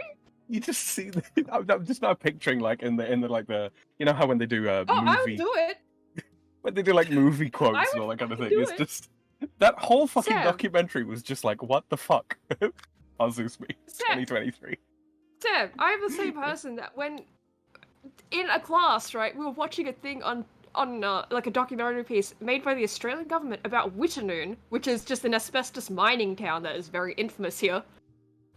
Instead of taking notes about the contents of the documentary, I was taking notes on how the documentary fucked up with its production and why it was also confusing. Yeah, I would do documentary reviews. Why not? Because fuck you. Make your documentary fine. Make it good. Don't have a narrator that sounds like he's one circuit board away from being a computer generated voice. Oh, I totally forgot about it. That was one of the worst fucking things about that documentary was if a narrator is bad, it can really trash even well-written content. And as trashy as that wasn't well-written. No, it didn't even have that. As trashy as American super fast editing can be, very few things get as trashy as British original true crime documentary series. They're salacious beyond belief. Especially that one. So we had... Yeah, there were two people on there. They were like the actual psychologist, right? And one of them we kind of suspected that he wasn't really any kind of criminal expert guy. They just claimed he was because they took some random gay man that was very familiar with drug orgies and were just like, yeah, talk about your experiences so we have like something to go off here. I wanted that cake. Thank you, oh god. Let's load that in. Jesus Christ. Thanks, Streamlabs. Thank you, Dollary Dudes is good news for another $3. Yes, and these days, fucking Roseanne looks better than Madonna. Wow. Wow. Yeah, that is a hell of a statement. Stunning indictment of Madonna's plastic surgeons. Well, yeah, but her plastic surgeons fucking deserve it. Go ahead. Yeah, that fucking documentary that they had guy that I suspect was just there for his drug orgy experience, right? Then they had like dude with red glasses and bow tie and woman that was trying to convince people that this guy had watched Breaking Bad and was so inspired by Breaking Bad he decided to kill a guy. Yes. Which was just very weird logic considering the actual events that occurred. It's not the video games anymore. We're going back in time now. It's the movies. Let me give you the quick spiel of what happened. Okay, here's the way they go. Yeah. Now this was called Cop Killer Cannibal, and the thumbnail said, "Get rid of the video, get rid of the body, like this guy," and it says cannibal. I'm like, so he ate it? That was the assumption, right? Like you read that and you go, he ate the body. So of course we click on it. Right. Of course we're going to watch it. And I gotta get Madonna off my screen. It's fucking freaking me out, yo. Yeah. Just Jesus. Remove Madonna. There we go. We'll stare at my wallpaper. Thomas Anderson passed out in front Yeah, of his that's computer. just That'll be good. Yeah, this is fine. It's fitting. Yeah. This is the editors making the Cannibal Cop Killer video. Yes. I'm gonna write a Madonna parody, and it's My Youth is History. Oh. Papa, don't preach. My youth is history. I may or may not fall asleep in front of my computer looking much like this, except I do not have a CRT monitor or that stupid broken into half keyboard thing. I just no. Yeah, that thing is weird. What the fuck? But anyway, Cannibal Cop Killer. Yeah, you've got a much better keyboard off to your left there, Thomas. What the fuck? Anyway, I was reading somebody's headcanon the other day, their own fan film theory. Oh my god. No, seriously. Do you really not want to talk about the Cannibal No, Cop Killer? I do. It's just, it was. I have AUT. That Thomas Anderson, after, the events of Matrix Resurrections, goes back into the Matrix, but now with the powers of an agent to, wreak mayhem against all of the Matrix's various real agents, and that's what the John Wick series is about. And I'm like, anything to combine universes, right? Remember, I'm the guy who thinks that a fucking master bank thief knocked up Madonna in 1987. I'm willing to combine worlds. The merge is on. That's correct. That's factually correct, though. Papa, don't preach. He's been plundering overpriced boxes for a while. So in any case, here is the plot line. Guy who was the plot line of a murder. Yes. Guy from Italy who's gay, but not just gay. He is specifically from Florence. Because apparently that's a key detail. Yeah. Apparently. A Florentian? Because he's not a Floridian. Florentine. Florentine, of course. Florentine. Right? That would be it. Yeah. A Florentine man who's really into, let's see, meth, what was the other one? GBH or GHB or whatever the fuck. Yeah. Active ingredient and because we really just Molly and whatnot. We just really focused on the meth part of it because that was like, what the fuck? Well, that's where he ended up. What everything happened with meth. He experimented with a bunch of. He did cocaine and fucking smoked weed and drank, but really it was the meth that caused all the fucking issues and problems and whatnot, right? So, huge meth head who's into chemsex gay orgies and moves from Florence to London, and he's an IT guy. And according to the documentary, because of course he is. Yeah, according to the. Oh no, it gets better, Sam. Yeah, he's fucking better. He's not just an IT guy, like he lays down optical cable or something like that. He is a coder, and according to the documentary, people that are into IT in that way work hard, play hard, are involved in an indulgent, hedonistic lifestyle. Yeah, and they have a instant satisfaction thing or gratification when they do their work. Mm-hmm. According to this one woman. Hey, Vanilla Bear. Yeah, how's that it going? sounds real like IT. It's been a hot minute, baby. Holy How you shit, doing? Vanilla Bear. Hi. Yeah. Say hello to Alex and tell him he's a scumbag for not hitting me up. I know he's busy and involved in stuff, but I'd love to hear from him. Totally Not Serpent 21, thank you for the $3. No, don't get rid of Madonna. Don't make Dick Tracy instantly better. Oh, by the way, I used to like her early stuff, borderline, but then she went on that Papa Don't Preach phase. I tuned out. It's a line from anyone? Reservoir Dogs, where they're sitting in the cafe having breakfast. I mentally checked that for a second there. I don't know what happened. You're checking out because of the description of IT, right? Yeah, actually, yeah. I don't blame you because we both kind of went, "What the fuck?" at that one. I'm like, for a minute there, I was like, "Have I been doing it wrong?" No, it's just like a good demonstration of this woman has no idea what the fuck she's talking about. Quite honestly. Exactly. The whole documentary. Why didn't I just jump to that conclusion? Normally I would. You want to trust the psychologist, don't you? Like, you want to like trust that this is like a professional that kind of knows what she's talking about. But as we go further through this 40-minute documentary, yeah, by the end, it becomes abundantly clear she has no fucking clue what she's on about. Yeah. Let's make a lot out of as little as we can because we don't have much to go on this very strange murder. So Yeah. here's the rapid fire version of what happened with the murder. This guy who's into gay sex and chemsex and whatnot moves from Florence to London and gets involved with Grindr and hooking up with dudes for gay drugged out sex, right? He gets so involved in constantly doing fucking methamphetamine in his house that he ends up blocking out the windows and is spending more and more time inside. He eventually loses his job. So now all he's doing is getting high and hitting up for dudes on Tinder, on Grindr. He eventually hits up one guy who turns out to be a local cop. This cop on duty goes over to his house to engage in BDSM, drug-fueled gay sex. A cop on duty, mind you, Sam. In the course of their BDSM sex that involves a dog collar and a leash and whatnot, the cop, ends up dying. Relatively run-of-the-mill stuff. Yeah. Oh, that's not run-of-the-mill. That's not normal. Yeah, so autoerotic That's not what I'm doing. asphyxiation occurs. This cop fucking dies, so now he's got a cop's body in his apartment and he needs to get rid of it. So in his drug-fueled mind, he goes out and gets, the strongest acid he can in buckets and whatnot, and tries chopping up the body and dissolving the body, and the smell eventually gets out, and people come by and knock on his door, and what's up with the smell, this building superintendent and so on. Eventually, inexplicably, they don't call the police, they call the paramedics.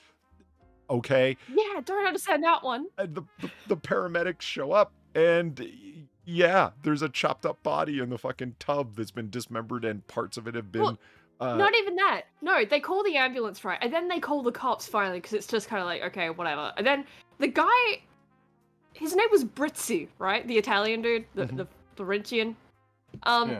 He, so he answers the door. Yeah, Florida. He's certainly harnessing the power of Florida man in this instance. The cops, and it's like 2 female cops, I think, right?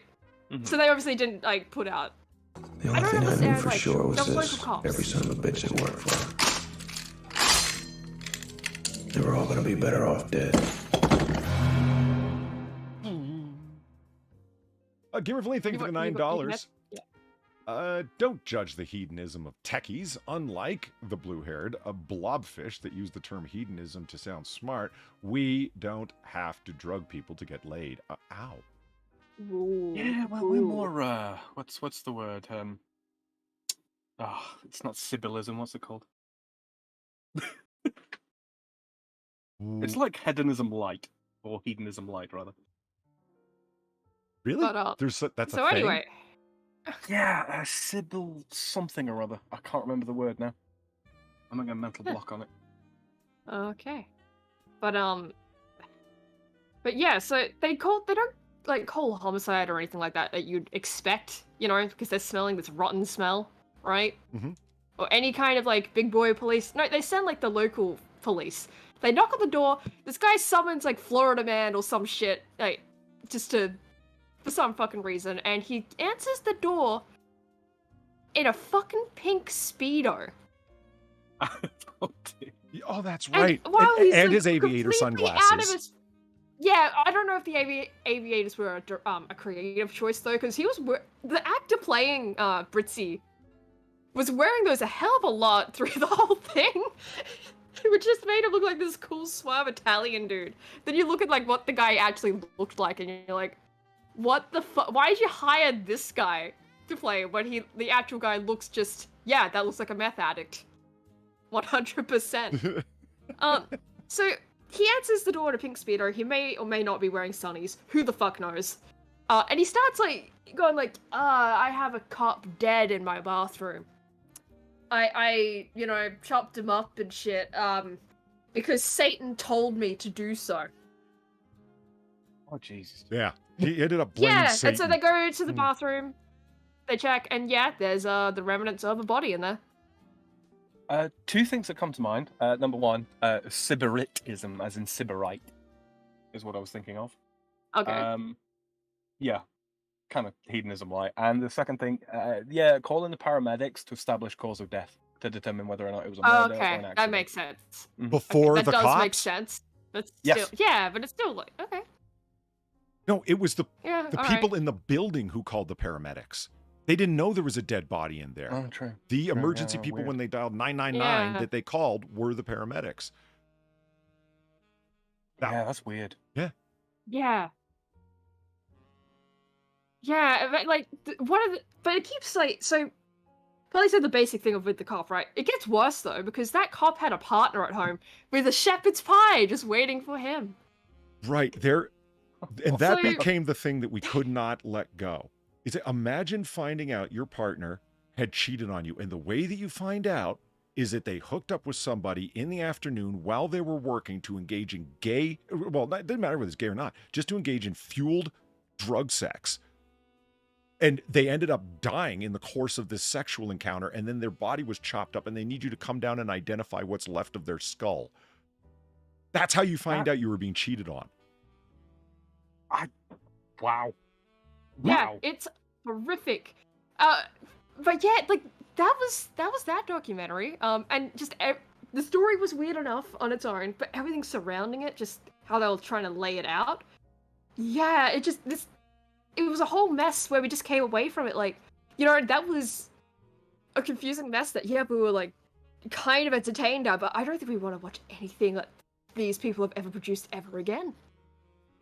That's it. That's the only one we're gonna watch from that. Right. Like, it was fun the one time, but we won't go back. Yeah, but there was one line though that we both of us kind of missed, because then Polly decided to look at the comments, right, to see what other people focused in on. And there was one line that escaped our notice as we were watching it, but yeah, but I really wish that it hadn't, because it is such a fantastic fucking line. And I kept saying it for the rest of the night, because it was just that fucking good. So the woman on there, right, like the same lady that was trying to connect it to Breaking Bad, she says at one point, and I guess this is like in relation to Britzy, just being fucking crazy. She says, he blurred the lines between fiction and fantasy. No, he blurred the line. He blurred the line. See, it's so easy to screw it up for. Fiction and fantasy. Not fiction and fantasy, because that would make sense. That's not what she said. No, she did. No, he blurred the line between fiction and fantasy. That would make sense. Oh shit, that makes sense. I still argue that what she was trying to say was his fantasy life. She's just so incompetent at it. She took that's a possibility, but I think I still stand by. I think she meant fiction and reality. She was so stuck on her fantasy, like bullshit, right? That's what I mean. She was talking about like the fantasy of like the weirdo drug-fueled sex that he would engage in, and the fiction of he got all of his ideas to destroy bodies and to engage as Walter White from Breaking Bad and whatnot. He wore sunglasses like Walter White and so on and so forth. That was the fiction part and the fantasy. And yeah, I think she just mixed her metaphors really, really badly because she's incompetent. That's a hell of a way to mix your metaphors. Well, yeah. But just that line, blurred lines between fiction and fantasy, that is fucking amazing. Like, blunder or not, that is fantastic. Yeah. I'm at a genuine loss for words. Yeah, it took, like, Polly was the one that read it out initially, right? It took me, like, he counted, like, the seconds until it took for me to, like, fully register what the fuck he just said. It took me a moment to realize, like, wait, he said fiction and fantasy. Yeah. What? And nobody else in chat had commented on it at all, or excuse me, comment section had commented on it all. All I kept saying is, why do all of these, the experts, the academics, and the narrator himself, why are they going out of their way to make this guy sound reasonable and to be sympathized with? And they were. Oh, he had this really restrictive Catholic upbringing, and that's what made him want to do it. And when he moved from the restrictive, smaller place of Florence to the big, diverse, hedonistic city of London, that's where he was able actually to fly free and explore his sexuality. What the fuck are you talking about? Have they never been to Florence? Because I have. Yeah, I haven't, but I looked it up, right? Because I'm like, okay, I'm aware that like Italy has its own dialect shit going on, right? Like you have basic Italian, But then, like, certain areas tend to have their own dialect, right? And I know for a fact Florence is one of those places, and it's also, I think it's also considered to be like the basis of general Italian to begin with, right? So I went and looked, like, okay, what's the size of Florence? Because I'm willing to bet it's big. From this point on, I'm going to use Florence as just like a state of being, right? Of like, oh, it's bigger than Florence. Oh, it's smaller than Florence. An asteroid 5 times the size of Florence. Yeah, because apparently Florence, of nearly 1 million residents in its metropolitan area, or whatever the fuck, one of the bigger areas, right? Right. Nearly 1 million residents. Yeah, that's just small town conservative shit. Don't worry about it. It's fucking Florence. They're so just restrictive and oppressive there. Florence. But London, though. Nah, London's where shit gets real. London is where you can be free to express yourself, and it's so diverse. Yeah, London is kind of like the LA of Western Europe. It's like the LA of Western Europe. That makes so much sense. Honestly, that you've made so many things just click in that moment. Thank you, Sam. Okay, you guys ready for an unintentional comedy read? Oh god. All right. Okay. So, after my revelation, whatever you want to call it, that Neil McCauley had knocked up Madonna in 1987, I accidentally came across this movie, Who's That Girl, starring Madonna, from 1987. Mm-hmm. Uh-huh. And I'm like, oh god. Now, I know the song, Who's That Girl, which was the lead song off of the soundtrack for this that Madonna had made, obviously. I'm like, gee, I wonder what that movie's about. Now, I made the mistake of going and looking. I just have Zooey Deschanel's face stuck in my head now. You had what? Zooey Deschanel. Oh, right. Yeah. There's a fucking stupid TV series called New Girl, and the song that plays is Who's That Girl? No shit. Moving on. Yeah. Okay. I have AUT. It's just, you really got to write that song, Sam. I'm telling you. Oh god. Oh god. Yeah, you. I was showing chat this earlier when you guys were talking. I brought this up on screen, and I don't think you even knew, but it was up on screen for like a good. Oh, I did. I just chose not to say anything. God, it's like someone dropped Billie Eilish into a vat of the Joker formula. Oh god. So in reality, there is this movie, Who's That Girl, when Madonna actually looked, human. So I went and read the description of this movie. You want to hear it? You ready? Let's hear the plot for this movie, this completely sensical movie, as described on Wikipedia. That's a pretty generic, basic pitch description. It should be pretty clear, right? Okay. Like I said, unintentional comedy read. Here we go. Let me bring chat back up for this. Here we go. Nikki Finn is a carefree young woman who usually wears a leather jacket and a skirt, sports fire red lips and a platinum bob, and speaks in a high-pitched voice. She is also resourceful and intelligent. One day, her boyfriend, Johnny, sees 2 men stealing money out of a trust fund and takes a picture of this theft. He puts the pictures in a safe deposit box and gives Nikki the key for safekeeping. The thieves catch and murder Johnny and frame Nikki by dumping his body into the trunk of her car. She is sentenced to 7 years in prison. 4 years later, tax attorney Loudon Trott is marrying the daughter of one of the richest men in New York, Simon Worthington. Loudon's bride, Wendy Worthington, is a selfish woman who is more consumed with her wedding plans than her fiancé's well-being. Loudon, on the other hand, has many duties entrusted to him by his boss and future father-in-law, Mr. Worthington. First, he must pick up a cougar for an exotic animal activist, Montgomery Bell, and then he must pick up Nikki, who has been put on parole, and lastly, he must make sure that she catches the next bus to her hometown, Philadelphia. So nothing convoluted here, very straightforward. Meanwhile, Nikki is determined to catch the actual thieves and expose the truth. After meeting Loudon, Nikki cons him into taking her shopping.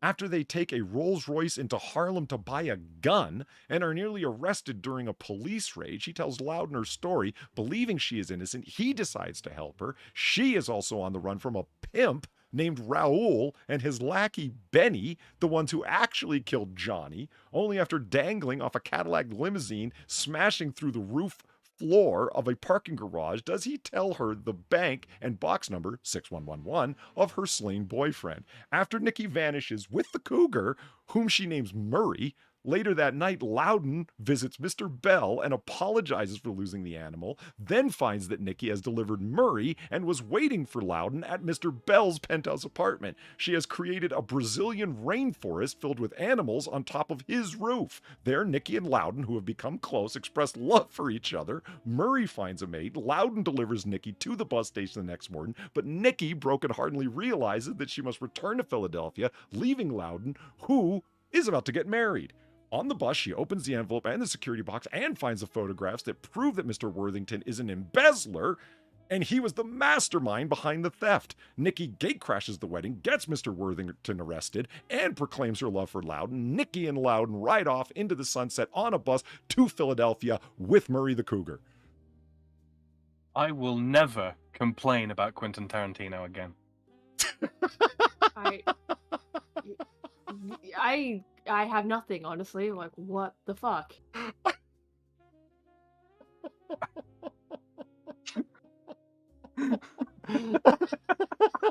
Like, what the fuck? What was any of that? The movie's only 90 minutes long. What, are you kidding me? This happens? All this happens? This movie must be a clusterfuck tangle mess of fuckery. It sounds alive. Yeah, what the fuck? I'm gonna need to like bleach my brain out with some Michael Bay now. Yeah, an exceptionally simple plot. Right. Men fly up to blow up asteroid safe planet. That is 5 times size of Florence. Yes. Brad Young says it's not as bad as it sounds.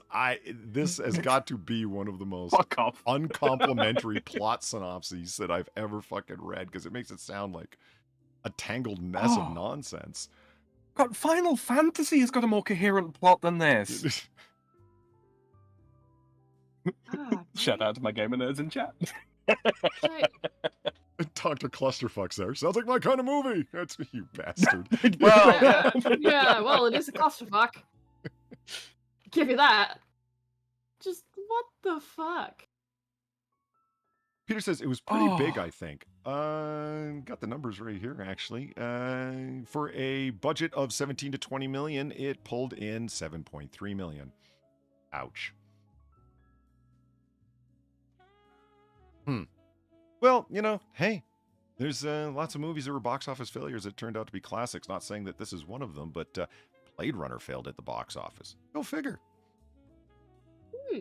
And that's, fucking brilliant. Yeah. There's a reason I've got 5 different copies of it. Different versions, mind you, far. They're different cuts, different edits. I like how he's trying to justify himself to us. Oh, I don't need to justify it. Anybody knows that movie knows that there's, Shut up, Sam. I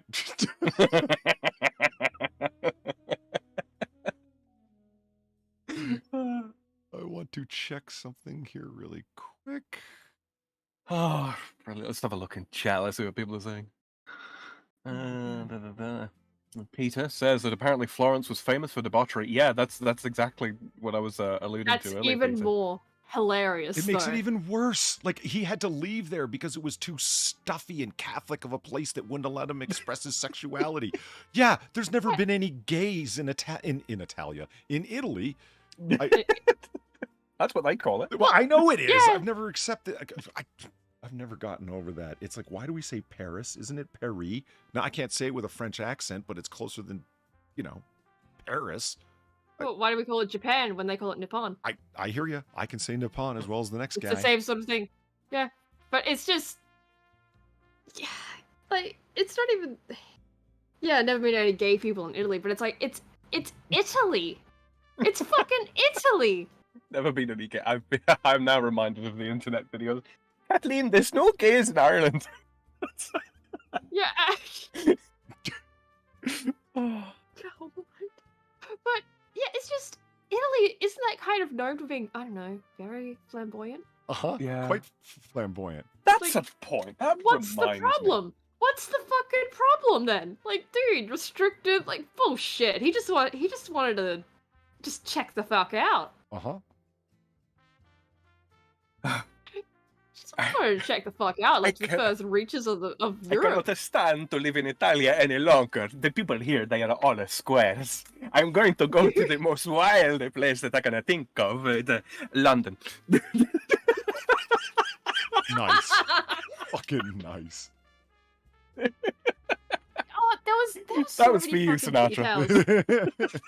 So many details in that documentary. Like, that was one of them. There was another one though that I think I just want to point this out, right? So they mentioned that he did some he went to some like drug addicts anonymous meetings, right, or something along those lines, like to try and get off the meth and all that. And he decides to hold a funeral for his addiction. And they were trying to relate it to like, oh yeah, it's related to the whole like ritualization thing of the Catholics, right? Oh yeah. Him holding this little funeral for his meth addiction. I have no idea whether or not that's a widespread practice on people that are attempting to get off or on the wagon. I've never been clear on that. But that he took his meth pipe and, you know, his paraphernalia and whatnot in his remaining stash and buried it. And the idea is like, I'm burying my addiction, if you know what I mean, to put it into effect. I don't know if that's a common practice or whatever, just to actualize it, so to speak. But the forensic psychologist interpreted this as being a sign of how trapped and repressed he was by his Catholic upbringing, that everything needed to be ritualized. I'm like, are you sure? Did you bother to look in to see if that's a practice inside of different Alcoholics and Narcotics Anonymous groups? It very well might be, you fucking hack. That's very bedroom atheist of her. I gotta be honest. It was just a really bizarre take to have, though. Like, yeah, because Catholic, he does all these weird ritual shit. It's like, dude, like, I'm barely Catholic. Like, I was only by technicality raised Catholic, you know? But even that rings really strange to me. You know, I'm like, yeah, I'm gonna perform my ritual of, putting my drug addiction to rest in this little coffin and, you know, bury my little meth pipe that I bought off Wish.com. Sounds about right. What the fuck? What the fuck? Dearly beloved, we are gathered here today to mourn the loss. You know the best part about that Madonna amazing. picture? She's actually got a fucking bejeweled gold tooth. Like, are you... Oh my god, she does. Doesn't she? Are you a rapper from fucking New York in '98? What the hell are you doing? You're rocking fronts? God damn it, lady. I cannot help but find that just to be... There's like an inherent visceral disgustingness. Look at that. You can see it. She's got a diamond and jewel studded fucking tooth. Yeah. Fucking weirdo. Not to mention her fat, inflated, artificial face. God damn it, woman. But you know what she'd probably say to you, Polly? Papa, don't preach. This is my face now. Oh man, I think you could see the surgery mark from where things went wrong. Look at her ear right there. That's where they cut her ear off and reattached it. Oh. Oh, yeah. Oh, Jesus. That does look like a staple scar, doesn't it? Yeah. Ugh. So, you know.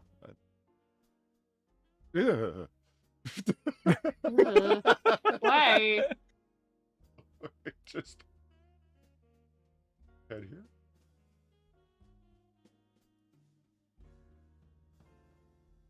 Hack job comes to mind. You know what wouldn't be... If she just kept her eyebrows dark, I don't think it would look so fucking... Not even surreal. Surreal sounds neutral.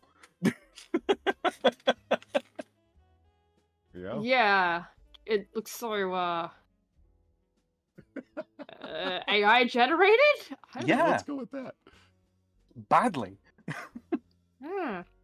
Oh, there she is. Since fucking chat embedding isn't fucking working, we'll just Oh god, we got Madonna just watching us. Oh yeah, Justin Wilson says stop showing that. No, you can go ahead and Yeah, that's $20 to get rid of it. There we go. I'm gonna hold the audience bounty. Yeah, $20. Here are the links. There you go. Polly just turned into aged Captain America. No, I don't think I will. This is how far down she's fallen. It's disgusting and hilarious at the same time. Okay, before we move on to something else, just for the fun of it. Boom, let's do it. If you want to. Yeah! Don't go, Kathy, don't go. Don't go, please don't go. Don't go, Kathy, don't go. Don't go, please don't go. Kathy, don't go to the supermarket today. Kathy, don't go to the supermarket today. Cause there's a very strange man at the checkout stand. And there's a laser scanner where you put your hand. Kathy, don't go to the supermarket today. Don't go, Kathy, don't go. Without a computer ID, there's no way to pay. Don't go, please don't go. I know there's a sale and a special on rice, and you can buy beans at a giveaway price. But that's just their way to get you down there. Yeah, tell me more about those sales and beans, please. Kathy, don't go to the supermarket today. Beautiful. It's not very noir, not but done a good parody God, of this? is it good?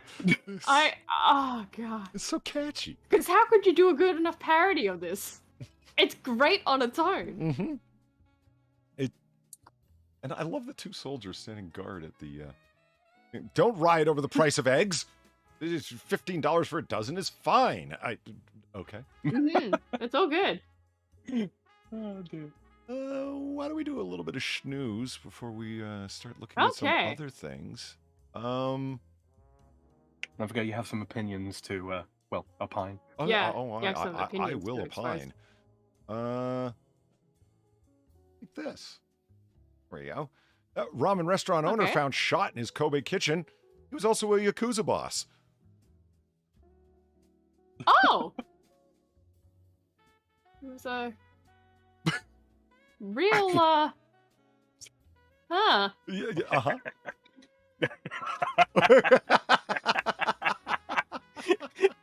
Yeah, the assassin walked in and was just like... We got $1. What's the goal? Justin Wilson, thank you for the $1. If you haven't already, check out my...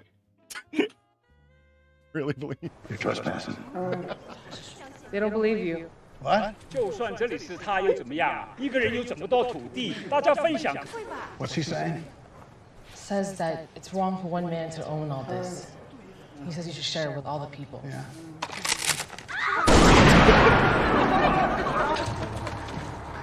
This is America. We don't share land here.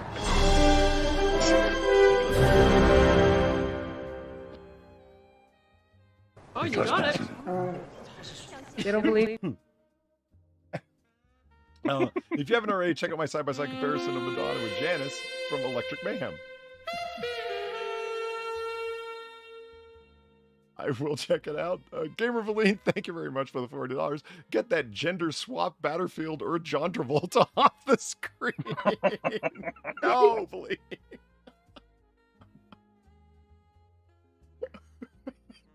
You can't burn a woman like that; she'll melt. Yeah, I mean that's cold. I mean, hold on.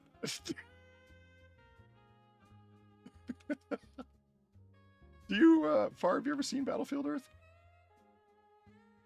I think I've probably seen bits of it. Or at least like screenshots. Yeah, it's that one, isn't it? The one that ruined Dutch angles. Yes.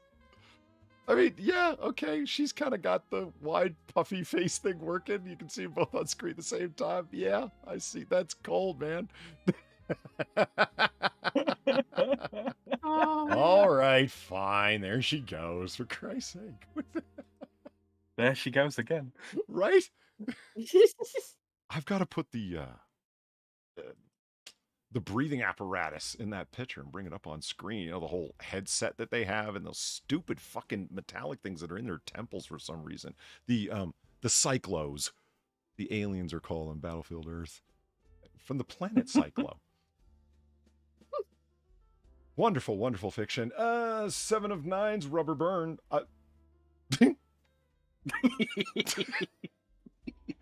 Thank you for the $3 on the Weibo leg. 7 of 9's rubber burn. Kathy, don't go. Kill Tuvix again. There's worse things that you could do than kill Tuvix. God, I hated that episode. Holy shit, was it lame. Bark, here's the entire plot of the show, okay? I can actually do it just like real short, okay? There's one character named Tuvok and another character named Neelix. They get on the transporter pad together, they're beamed, and boom, they become one character that they call Tuvix. Neelix, Tuvok, Tuvix. Okay. And these two characters didn't get along, and now they're blended into one person, and this one person finds a new reality that they understand, and they don't want to be separated because that would be killing someone. And the whole episode comes down to a moral quandary about, are we going to be killing this new person, Tuvix, by separating them back into the original people? Huh. Just terrible. Interesting, I guess. That is pretty awful. Yeah, it was just terrible. No. I think it was supposed to be heart-wrenching and sad, and it wasn't at all. It just complete fucking failure. Just quick shout to Justin Wilson in chat. Sorry for such a piddly dono. Funds are tight. Honestly, mate, don't worry about it. We appreciate everything that comes our way here. No, absolutely. And if you do not have the funds to donate or just cannot do so immediately, by all means, as Omegon would say, lightly tap that like button. It's greatly appreciated and certainly does help. Responding in the comments for that kind of interaction does a hell of a lot for the algorithm. And if you are so inclined, you can go over to Twitter and retweet the tweet that I had sent out earlier, because that also brings more people in. So by all means, if you want to help out and are not in a position to do so, you can certainly help out that way. And don't think we don't appreciate what does come in. Like Sam said, it's all appreciated. Mm-hmm. Yeah, absolutely. So the murdered man ran both Oxtail Ramen Restaurant and a local crime syndicate. Oh, now I remember what I was going to say. Which is? The assassin walks in, is like, try it, Timmy. You done for. If you look up the Kobe ramen joint, Ryuno Ige, on restaurant site table log, tably log, whatever, you'll see it's got supposed to be a pun on Tagalog. You'll see that it's got a ranting of 3.8 stars out of 5, which is pretty good since customers leaving reviews online in Japan tend to be conservative in their scoring. They sometimes even rant about the place. Read through some of the comments and you'll some taking about Ryu Nuhage's unique oxtail stock broth. And you'll some talking about, okay, whatever. You'll get... Okay. I always At any rate, that is what we're going to try to do. It's Sora News. Was this originally posted in Japanese and this is just, bless you, translated into English? That this is the result of an English translator? It certainly seems like it. Oh. Could be. Dear Valine, thank you for the tree 50 in the I do. By the way, did you see the news I sent you about Costner? Yeah, I did. I actually did, and I brought it up as a tab that I was going to talk about on AAA, and then I just thought it was kind of, I don't know, like celebrity news-esque that I didn't want to talk about. Costner and his wife are separated and getting a divorce. Oh, well, that's either very sad or very good, depending on the circumstances of it. Costner isn't looking forward to it, and neither is she. It's just like irreconcilable differences. They've been married for 18 years. It's not your typical Hollywood marriage is what I'm getting at, and never has been. They're producing partners as well, which is a big problem. Like, she's just not... That's rough. She's not Belinda Gates, like Bill Gates' wife, who just was kind of there, and then during the divorce has now become an international financier mega powerhouse. And unfortunately, she's extremely far left liberal, unfortunately, in my opinion. So it goes around funding all these, quote, progressive causes all over the place and has money to shut your fucking lights out because of who she married. Whereas, you know, Costner and his wife, like I said, they were an actual production team. They did stuff together. So what that means for future productions that they might do, probably it's not going to happen anymore, which is sad because Yellowstone included, they produced a bunch of really outstanding things together. That's really unfortunate. And Belinda Cersei Lannister Gates. Yeah. Yeah. Yeah, no, that does suck. But again, I mean, it's one of those things, right? If the differences really are that irreconcilable, it really is better to split. Yeah. Yeah. So, I know, I wish them both the best. I really do. I mean, they ain't going to struggle for money, so at least there's that. You wish them both a burst? The best. Hey. Yes, I mumble my words all the and good time. I'm fortune. not letting you get away with it. Fuck. I didn't. Pull the tape. It's them fuzzy otter ears of yours. They're tiny on my head for the sake of streaming through the water. What would you call it? Aquadynamic? Yeah. Well, hydrodynamic. Hydrodynamic, okay. What doesn't get mentioned in the online reviews, though, is that Ryona Hige, I'm guessing Hige, was owned and not managed by a Yakuza boss. That came to light as 65-year-old employee of the restaurant returned from an ingredient shopping trip Sunday morning. Coming back to the restaurant around 11 a.m. prior to opening for lunch, she found 57-year-old owner Yojima collapsed on the kitchen floor with blood coming out of a wound to his head. Yojima was subsequently pronounced dead by medical examiners, and a CT scan confirmed that he had been shot. Well, disagreements do happen in restaurants. Police don't think Yojima's murder stems from an argument with a customer. Instead, detectives from a nearby Nagata precinct, which is heading the investigation, say it's likely the incident occurred as a turf struggle between rival organized crime syndicates. According to the investigators, in addition to running the ramen restaurant, Yojima was also running a local Kodokai affiliate of the whatever, Japan's largest Yakuza organization. This sounds so much like local, small, niche Italian artisanal restaurant owner turns out to be capo regime of the fucking, Lucchese family. It's like, yeah, well, they all got to work somewhere. I do gotta compliment the name of the fucking restaurant though. Is it Ryona Hige? That's what? Beard of the Dragon, I think. Is it? I mean, yeah. Someone who Ryu would speaks be Japanese, dragon. I'm not correct me. sure. Like Ryu would definitely be dragon, but yeah. I don't know about the rest of it. But yeah. The beard of the dragon has been shorn, my lord. Justin Wilson, that's cool, man. I just saw that now. This is America. We don't share beds here. That's your best impression of him yet, by the way. Someone clip that. I hope as I get older, I get gravelly like Costner. Yeah. All right, Far. This one's for you. I've been saving this one. Ready? All right. The Australian bartender found an ATM glitch and blew $1.6 million. Good on him.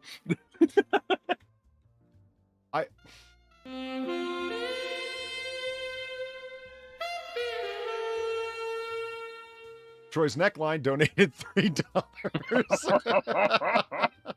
It is rather plunging, yes. I'm sorry, I heard Cersei Lannister, and yes, Lena Headey is an absolute smashing smash. See what I did there? Oh, absolutely. Marina Sirtis, on the other hand, not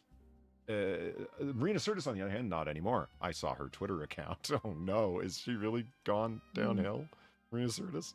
Oh yeah. Really? Yeah, it's bad. It's bad. Don't do it to yourself, man. Just don't. Like this bad? Like Madonna fucking cyclo face bad? Or in a way worse, because you know that like at least somebody did that to Madonna. With Marina Sirtis, she did it to her damn self. Ah. So this guy, okay? Dan Saunders. He was out drinking in his hometown of his hometown, 3 hours north of Melbourne, when he stumbled upon a bank glitch that briefly made him rich. He left the bar to get cash and discovered at an ATM was allowing him to withdraw way beyond his balance. And after a bit of trial and error, the 29-year-old realized he'd found a loophole and ran with it. In a bender that lasted for some 5 months. That's not a bender. Dude. That's... Take the bank to a divorce court and claim that you've become adjusted to a new lifestyle that you're not willing to leave behind. My right? This guy's story, it makes me angry. That's why I'm bringing it up. And it's just, can you believe this guy just so happens he's a countryman of yours, Far? So, hey, let's have some fun with it, right?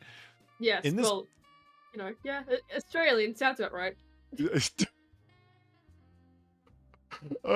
Dan managed to spend around $1.6 million in this 5-month bender. In 5 months? That's quite conservative. In 5 months. He threw lavish parties, chartered private jets, and paid off his friend's university fees until, unsurprisingly, the police caught up with him.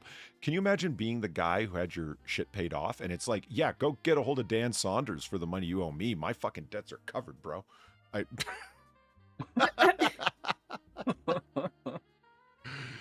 We had a chat with Dan about his magic money tree, how it worked, and how he felt to be an accidental millionaire, and what it's like going back to being a bartender for $22 an hour.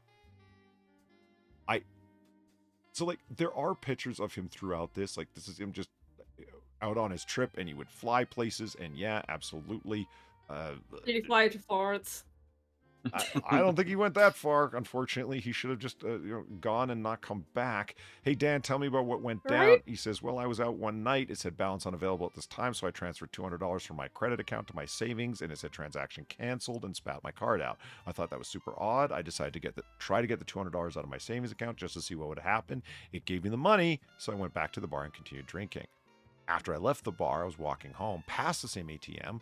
I'd been thinking about how odd the whole thing was, so I put the card in again and started playing around. I transferred another $200 and got the money out, then $500, then $600, just to see what would happen. I think it was a combination of being tipsy and bored, but I just pushed the envelope to see what and tried again and again. It was like a magic trick. Wait, so what was happening? Doesn't really fucking matter. He was just able to pull out way beyond the maximum amount up. And you have overdraft, checking, and savings accounts where you can go up to like 1,000, 2,000, 3,000 under, and they charge you interest for it or whatever. He had a bottomless pit from which he could withdraw on that there was no floor to it, as it were. How the fuck did that even happen? Yeah, he just kept transferring money from another account to cover it, but it wasn't money from an account that could actually come out, thus the creating of an artificial bottomless pit from which he could draw money. He was always covering it on a day-to-day basis, but he wasn't really covering it with any money. He was just fake transferring it in. See what I mean? And it lifted the bottom up, and it wasn't, So there's the glitch. Is partying like that as fun as everyone thinks? Yes, if you have imagination and money, you're able to help people out of help people live their wildest dreams. It's a super attractive, fun thing to do. And what about your friends? What did they think about this? So my friends were like, you shouldn't be doing this. I don't want any part of it. But most of them were like, okay, you're that kind of guy who likes to ride the wave. I get what you're doing. We'll come along for a bit of the ride. What I don't understand is, if you're withdrawing all this money, why would you do all these things like go party at hotels all the way up to $1.6 million fucking dollars? Why wouldn't you pull out $1.6 million and just yeet your whole fucking life and off to Bali? Because you know they're going to catch up with you. Bali, for starters. Well, whatever. It's fucking Bali. Vietnam, but whatever like floats somewhere your boat, else, man. Yeah, where the Aussie dollar goes forever in a day, as in terms of what it will purchase. Go to Kuala Lumpur, for God's sake. Unless you mind roving street machete wielding gangs, it's a great place. Become the new king of Swaziland. Yes. I mean, the only place along there that I absolutely wouldn't recommend is Papua New Guinea. Well, certain areas of Papua New Guinea. True. And if you value good internet, not fucking Jakarta either, right, Golkata? I could absolutely blow $1.6 million if I had to, but the question is, why would you? Why would you just it's like getting a bank heist for $1.6 million. You absolutely know that a lot of people knew that you had robbed the bank. They had security footage of you robbing the bank. So you know they're going to catch up with you in the 1.6 million you stole. So you decide to go on a 5-month party binge with it. Why wouldn't you take the money and take the fuck off? You're committing a crime, you jackass, and you have to know that. You're going to be paying it off for the rest of your life. You just mortgaged your entire fucking future out. So now $22 an hour, you can look forward to paying off 1.6 million. Great. What's wrong with you? You just committed a massive piece of fraud. And that's 22 Australian dollars as well. Think about that for a second. So that's not a lot that he's making. I just, once you realize that you've committed a massive piece of criminal activity, a massive fraudulent enterprise, yeah, you're no different than a bank robber, man. You're no different than an electronic funds transfer fraud. Yeah, you took money from the bank, man. That the bank never loses.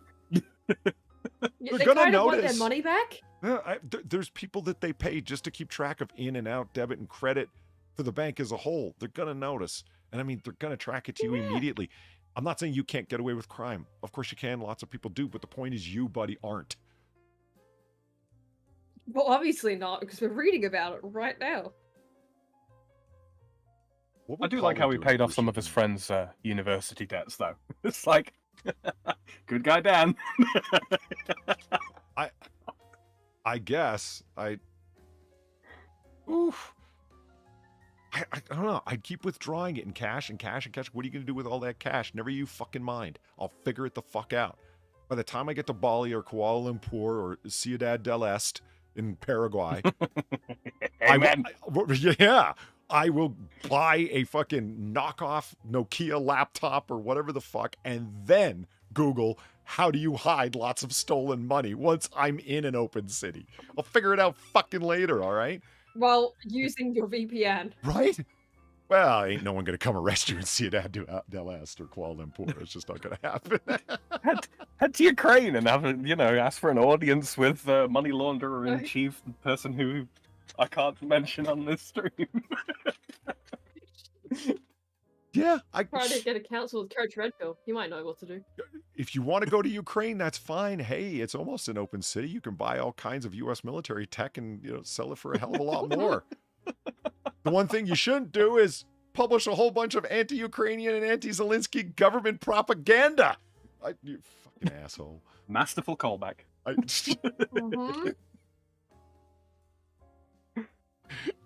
So, I will give... Hey, I hear Gonzo blurs the lines between fiction and fantasy, though, so who knows? Oh! Far for the double kill. Well done. I love that line so much. The fantasy would be his perspective as the prolific internet personality, and the fiction would be the shit that he was publishing online that he thought was reporting. So he really did blend the lines between fantasy and fiction. Well done, Gonzo. You did the impossible. Congrats. You made blurred lines between fiction and fantasy. Makes sense. Can somebody come over to my place with a spoon and gouge my memories of that Robin Thicke song out, please? Oh God, blurred lines. Yeah. Why would you? And we're successfully sued for it, and rightfully so. You clearly ripped off a Marvin Gaye song. Pharrell Williams. It's like, I had no idea. You're a fucking liar. Right. When you're on the record publicly stating that you were inspired by Marvin Gaye's song, and then you get sued by his estate for, unfairly using the song without paying royalties of any sort. I mean, man, you recreated a Marvin Gaye song, and just that, of all people, Robin fucking Thicke singing over. My God. Yeah, far. If you don't know the song we're talking about, good. No, I know exactly. I know the song. Oh, okay.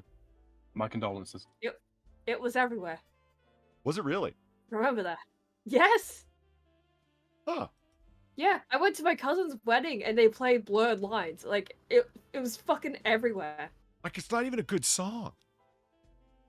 That's what. It's really not. I mean, it's catchy in as much as they're singing over a Marvin Gaye instrumental, so yeah, that's catchy. But like the instrumental itself is catchy, but that's like not on them. Yeah, exactly. That's. And I haven't had a chance to talk about comic books in a hot minute, so I kind of want to. Whoopi Goldberg has a comic book coming out in IDW publishing format. Isn't that great?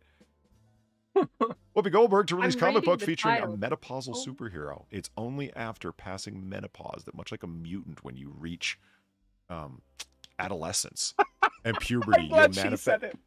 What?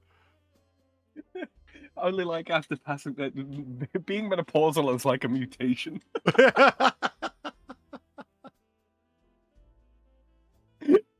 I'm still trying to get past the title of this whole thing. Like, what the fuck? Yeah. A menopausal superhero. On Tuesday, Dark Horse comic. Oh, I thought it was IDW. That was Dark Horse. No shit.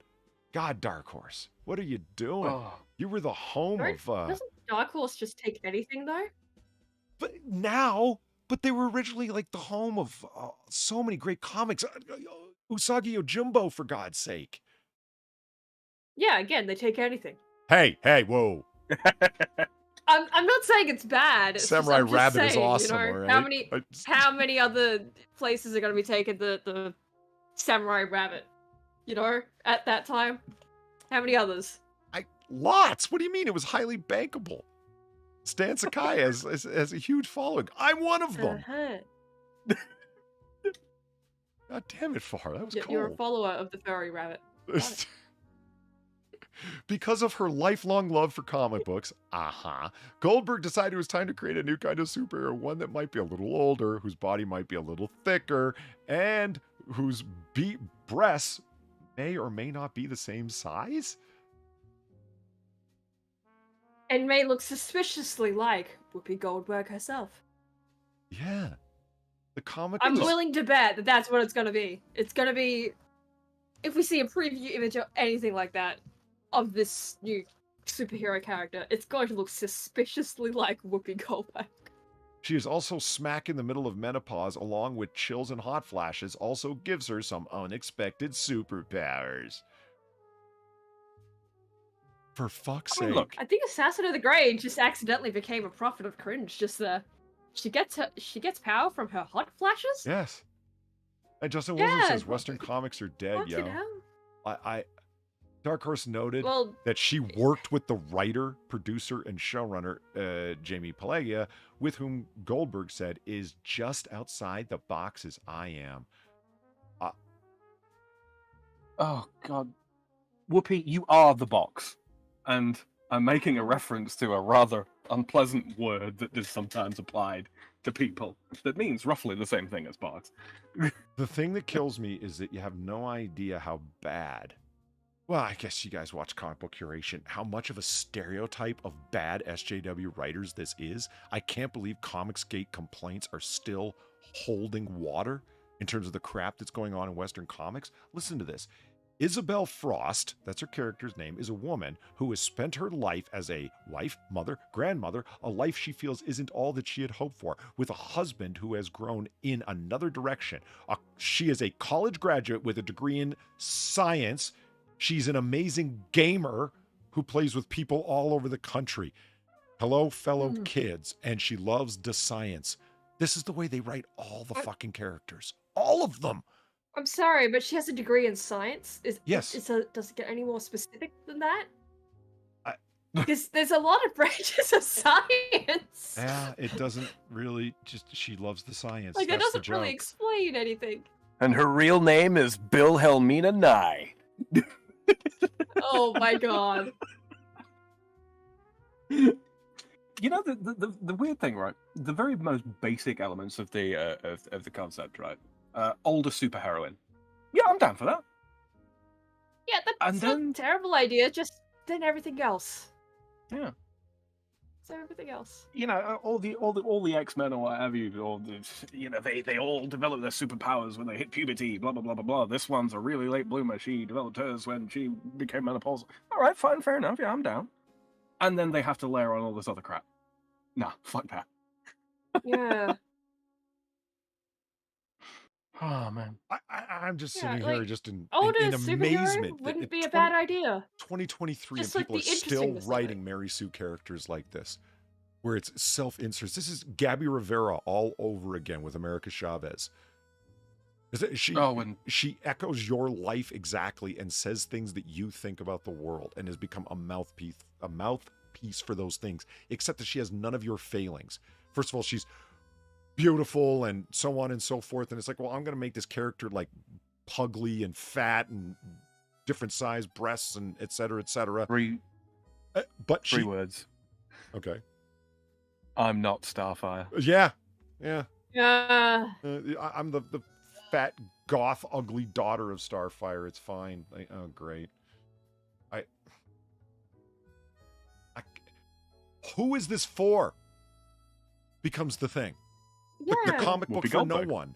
Yeah, it's Yeah, well, that is a good point, because if it was just the general concept of an older superhero, right? Both Sam and I were both like, yeah, no, that sounds like a okay idea, right? So there's an audience for that at least. Just 2 out of 3 here, you know? We're going to use that as a basis. But then it goes downhill when it's the whole... It's centered around menopause. Older women don't tend to read comics. You know? Like, it's just not part of that generation. And Whoopi, if you really are as a much lifetime as it is comic ours. book fan, like let's say that she really is. Okay, fine. Then you should fucking know better. That makes it worse, not better. Yeah. Mm-hmm. You're an unacceptable idiot for doing this if you, in general, and if you actually have been reading comic books your whole life, 100% of the way you have to have known better. You should have fucking known better. I forgot about this. Is this another Heather Antos with Gwenpool? Yeah, it pretty much. Let's just create our own. Heather Antos was an editor, and she had the power to do this, and inserted herself that now she is Gwenpool. Gwenpool's just like me. Yeah, because your office husband decided to flirt with you by making this character Gwen Stacy Gwenpool just like you to flirt with you. Like Gwenpool being a fusion of the Gwen Stacy, Spider-Girl, and Deadpool. Exactly. Oh, God. There's no creativity whatsoever, so let's just take a fourth wall breaking, murdering, not vigilante. Wacky dipshit, let's be fair. Yeah, wacky dipshit. But it'll be Gwen Stacy and just so happens to, say things like Heather Antos says and has her feminist worldview, except that she's a delightful killer murderer who happens to, oh, yeah, right. And always beats up all the guys and talks about how they're weaklings and whatever you got to do for yourself, Heather. And she's still a fucking player in the comic books industry. It's. Do we need to make our own comic studio? Yeah. With blackjack and hookers? Well, people did try and make their own comic book studios, and it worked out for some. And in other situations, they were labeled as white supremacists. And let's see what we can do to shut them out of the business. And even when you get guys like, Ripper and creating their own, the Rippaverse, millions and millions of dollars in support, and the black man gets accused of being a white supremacist. It's like, don't go create your own studio unless you're ready for some serious hate aimed in your fucking direction. It's at what point are we going to sort of like are cases actually going to start being pushed where like this whole white supremacist accusations, where they end up actually being traced back to the kind of people putting it out, when it comes to like that this is basically anti-competitive smear campaigns, because that's what it all amounts to at the end of the day, right? We want to control this space. We want to control this cash flow. We can't have anybody else jeopardizing our control over this space and this cash flow. Yeah, that's all it amounts to.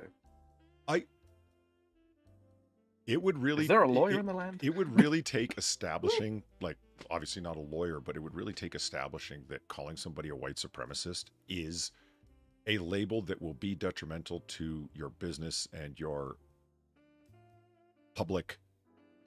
It would be labeling somebody a pedophile when they're not is a disparagement in such a way as you can sue over it if it causes damage to your business. So if you call up a business and say, hey, did you know that so-and-so is, this type of person, you label them with something. Currently white supremacists, there's nothing as a precedent in civil proceedings where that is considered disparagement, but it absolutely is, and we all know it. So somebody would have to be able to establish that as a precedent. And then, yeah, constantly talking about somebody as a white supremacist, like whoever it might be, Tucker Carlson or Young Ripper or whoever, as being this type of person. What's his name? The Republican who was running in California, that the LA Times, the blackface of white supremacy. It's like, you knew this was going to destroy elements of my candidacy when a actual newspaper starts calling me a white supremacist, regardless of the fact that I'm black. You see what I mean? Like it has to. Oh well, that's not a disparagement. It's just our opinion. No, I think your opinion is disparaging. Yeah, it really should be actionable because it's going to cause damage. You know it. It will. Yeah. Honestly, if I had an ATM that could print money, yeah, that's I'd be funding something like that. I really would.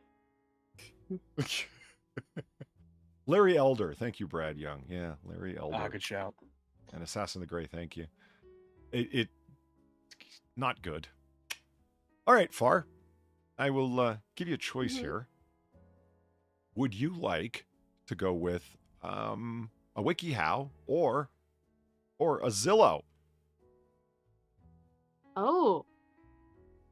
Choices. Well, is it the WikiHow? I think it's gonna be because it's worth it. And I think it'd be a great callback. Yeah, okay. Well, if you want to do that WikiHow, we absolutely can. It is the one you're thinking of. Yeah. Yeah. We haven't done a WikiHow on Noir Bar in a good while, and Far has found a new treasure trove of them over there. Apparently, they've retooled in an awesome way. I'm just getting like the most unhinged, like, just suggestions, you know, for it all, and it's fantastic. Hello? Yeah, I know. There we go. Okay. All right. I don't know if a woman is a cougar. Please, WikiHow, tell me all about it. Now, pay attention, Valine.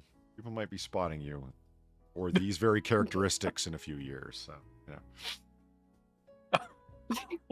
Ouch. Oh, by the way, or should I say, WikiHow apparently has quizzes. What's that? Yeah, WikiHow apparently has quizzes now. Just another thing to note, if you look at the side there. They are as atrocious as you think they would be. Oh, hey, look at this. We even have proper authorship, not just from the WikiHow community, but it is co-authored by Julia McClurry, certified professional matchmaker. Certified by who? The International Society of Matchmakers? Oh, God, right. By the way, No. you can rate this article without ever having to sign in. So, you know, if you want to give it a 1 star by the end of it to really lower that rating, there's nothing stopping you. And Valine, listen up. Age doesn't stop a woman from being sexually intimate or who has reached the point of menopause. Whoopee, take heart. Oh, God. It's your Mitch God. It's not your age that does it, Whoopee. It's your terrible personality and lopsided tits. Oh, good night, Kira Soldier. All right, see you later, Kira Soldier. Oh, wait. I have a very vivid Oh, imagination. wait, no, Fuck not good you. night. Sorry, saying good morning. I'm... That fucking emoji got in the way there for a second for some reason. God fucking what? Did Kira Soldier just get here Good then? morning. Sorry, I think maybe. Yeah. Oh, yeah, right there. Sorry. Am I coming in man. just as the bar is Yeah. closing? No, not at all. This emoji thing needs to go away, YouTube. What the fuck, YouTube? All right. I don't know if a woman is a cougar. Cougars are popularly defined as women in their 40s or older who date significantly younger men, generally at a 10-year age gap or more. Pop culture, but really? 10 years is significant 10 now? years, that's it? Okay. Pop culture paints the cougar as predatory and pathetically desperate. It does? No, that's aging barflies, not cougars.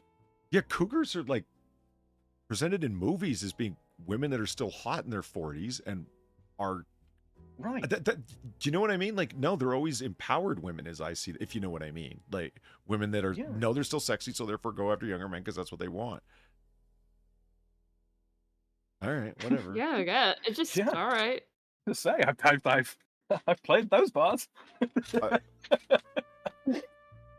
The stereotype, real cougars, they Identifying. argue, are confident, successful, single women over the age of 40 who, tired of unromantic and narrow-minded men their age, date younger, more attractive, and more adventurous men. This article offers tips on identifying and attracting a cougar and preferably known as an older woman. I It's- identify the cougar. That's right. Stepping one. Yes. Wow. All right. I've been drinking and it's catching up. I'm feeling it now. All right, here we go. All right. Forget everything you know about cougars. In fact, forget them altogether. If you're interested in dating or having a romantic encounter with an older woman, you'll need to treat her as a human being, not some sexist stereotype. Oh, okay. An otter is never late, nor is he early. He arrives precisely when he means to.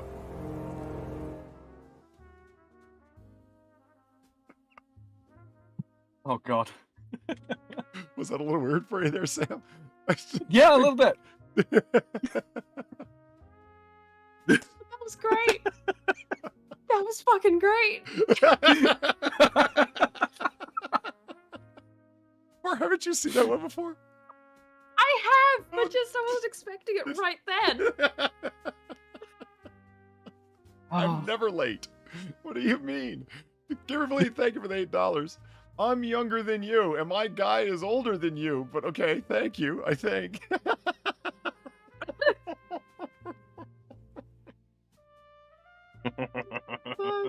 That's not what I meant. I wasn't trying to do relative age comparison. I was just saying, yeah. Sorry, I'm still trying to get the sensation that my medication's wearing off out of my fucking system. It's the voices. I actually am not sure why that one is up for Noir Bar at all. I'm not actually certain. Well, for whatever reason, it's fine. Leave it. It's perfect. Hold on. It's perfect. Yeah, I don't have the time to look right now live on stream, but I'm gonna go figure out why that's live for the Noir Bar set of donations. Okay, number 2, determine the woman's age. The generally accepted age for cougars is 40 plus. However, some people as low as 35 in their definition. No, I don't think so. That's way too low. Yeah. 35 years old is just a woman. What the hell? Okay. I'm gonna have to call into question the steps here. Determine a woman's age? No, that's one thing that you as a gentleman must never do. It's also just very weird though, right? Of like, so you're specifically going after older women. So you're looking at a woman and you're trying to determine her age. If she's too young for you, just like, or like, you know, too young for you, right? Under 40 or something. Just go, oh yeah, no, fuck him. Nah. Not interested. Like, why? Why are you so specifically trying to go for the older woman here? To the point of where you were like intensely looking at their faces and going, you're older than 40, right? Right? There is something to be said for... Again, this is going to be a hashtag not all sort of situation, but okay. Yeah, no, there are absolutely reasons to go for older women versus younger women. There absolutely are. Wrap it up to an arbitrary age of 40? No, perhaps that I wouldn't call that wise, but no, there are reasons. It's just odd. Why do I get the feeling you're hinting at something you don't want to say? Well, Polly, it's because I've had this conversation with women before, and I got into a little bit of trouble. Turns out when you tell the truth to women's faces, sometimes they don't like it. Now, I'm sure that Far would be very, very easygoing about it. However, this stream's going on the internet. Shit, to be honest. Well, precisely. But this is on the internet, where people can play it back in the future. Right. All right. Determine the woman's age, generally accepted. Yeah, okay. Keep in mind that the dynamic might feel different with a cougar. Once there's an age gap that's greater than 10 years, she may become more of a mentor or a maternal figure. Okay, this is getting weird. Oh, don't make it weird. Yeah, that is getting very weird. Very quickly. What?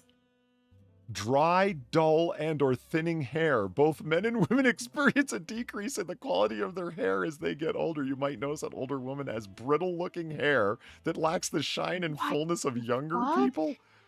Oh God, That's so mean. What? That's cruel. That's also just kind of not really true. Like the Right. brittle part. Like I don't think I've seen. Maybe like yeah, a little bit thinner, but that's not like. Older women can have shiny hair too. What the fuck is your problem? Okay, I know Valine paid for it to go away, but I'm just gonna just for reading the descriptions of the older cougar woman, just gonna bring back Madonna here. Okay, sparse eyebrows. Pay me $20 to get rid of it. Sparse eyebrows That's and a joke. eyelashes. See, notice the like over mascara and the overly plucked eyebrows. I think that's fair here. As we age, our hormones drop and hair growth slows, which can make our eyebrows and eyelashes less lush.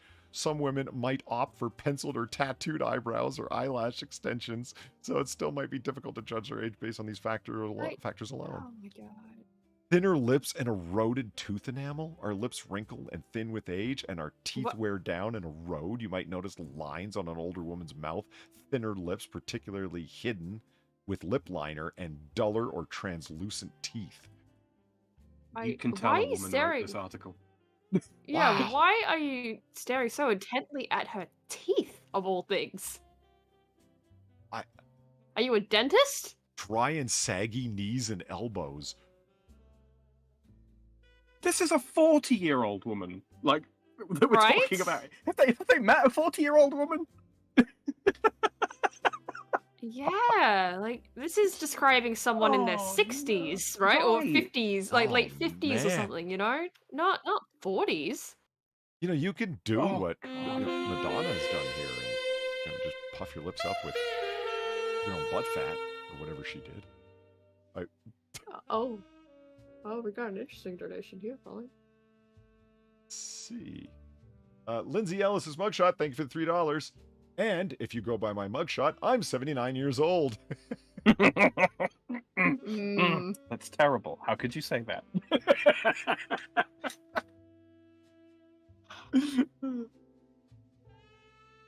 Just There she is. Hello, Lindsay. there she is. Okay, you know what? Oh, man. I'm Lord. feeling increasingly bad about bringing up Valine in relation to this article. It's so cruel. Jesus. Why is... Dear Valine, thank you for the $5. That's from menopause. My great-grandmother was 48 when she had my grandfather. In 1926, my mom was 38 when she had me. So, yeah, I've got a while. Yo. Yeah, That's no kidding. fucking old. Yeah, Holy Valine shit. just threw down the gauntlet of her vivaciousness. Okay, moving along. Number 3, evaluator makeup. Are you kidding me? No, Oh, for that's what it God's says sakes. right there, evaluator makeup. Yeah, I'm reading it, but just are you fucking kidding me? You fucking ass. I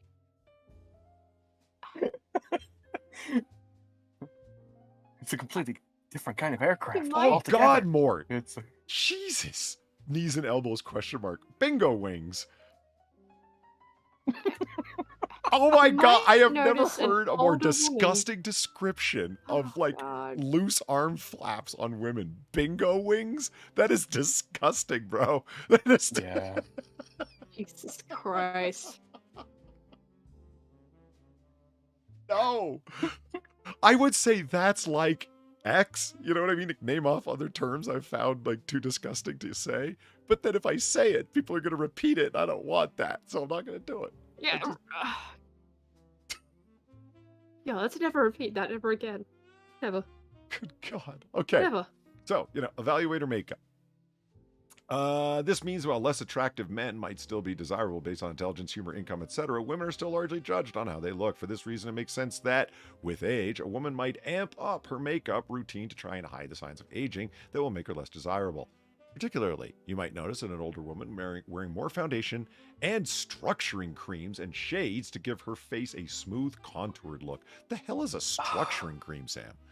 I have no idea. I can tell you, actually. See, I knew. See, notice Jan? I didn't ask You far. I really asked wanna know? Sam because Sam's like Yeah, good. he's gay Good. adjacent. I don't know shit. No, my ex-wife Yeah.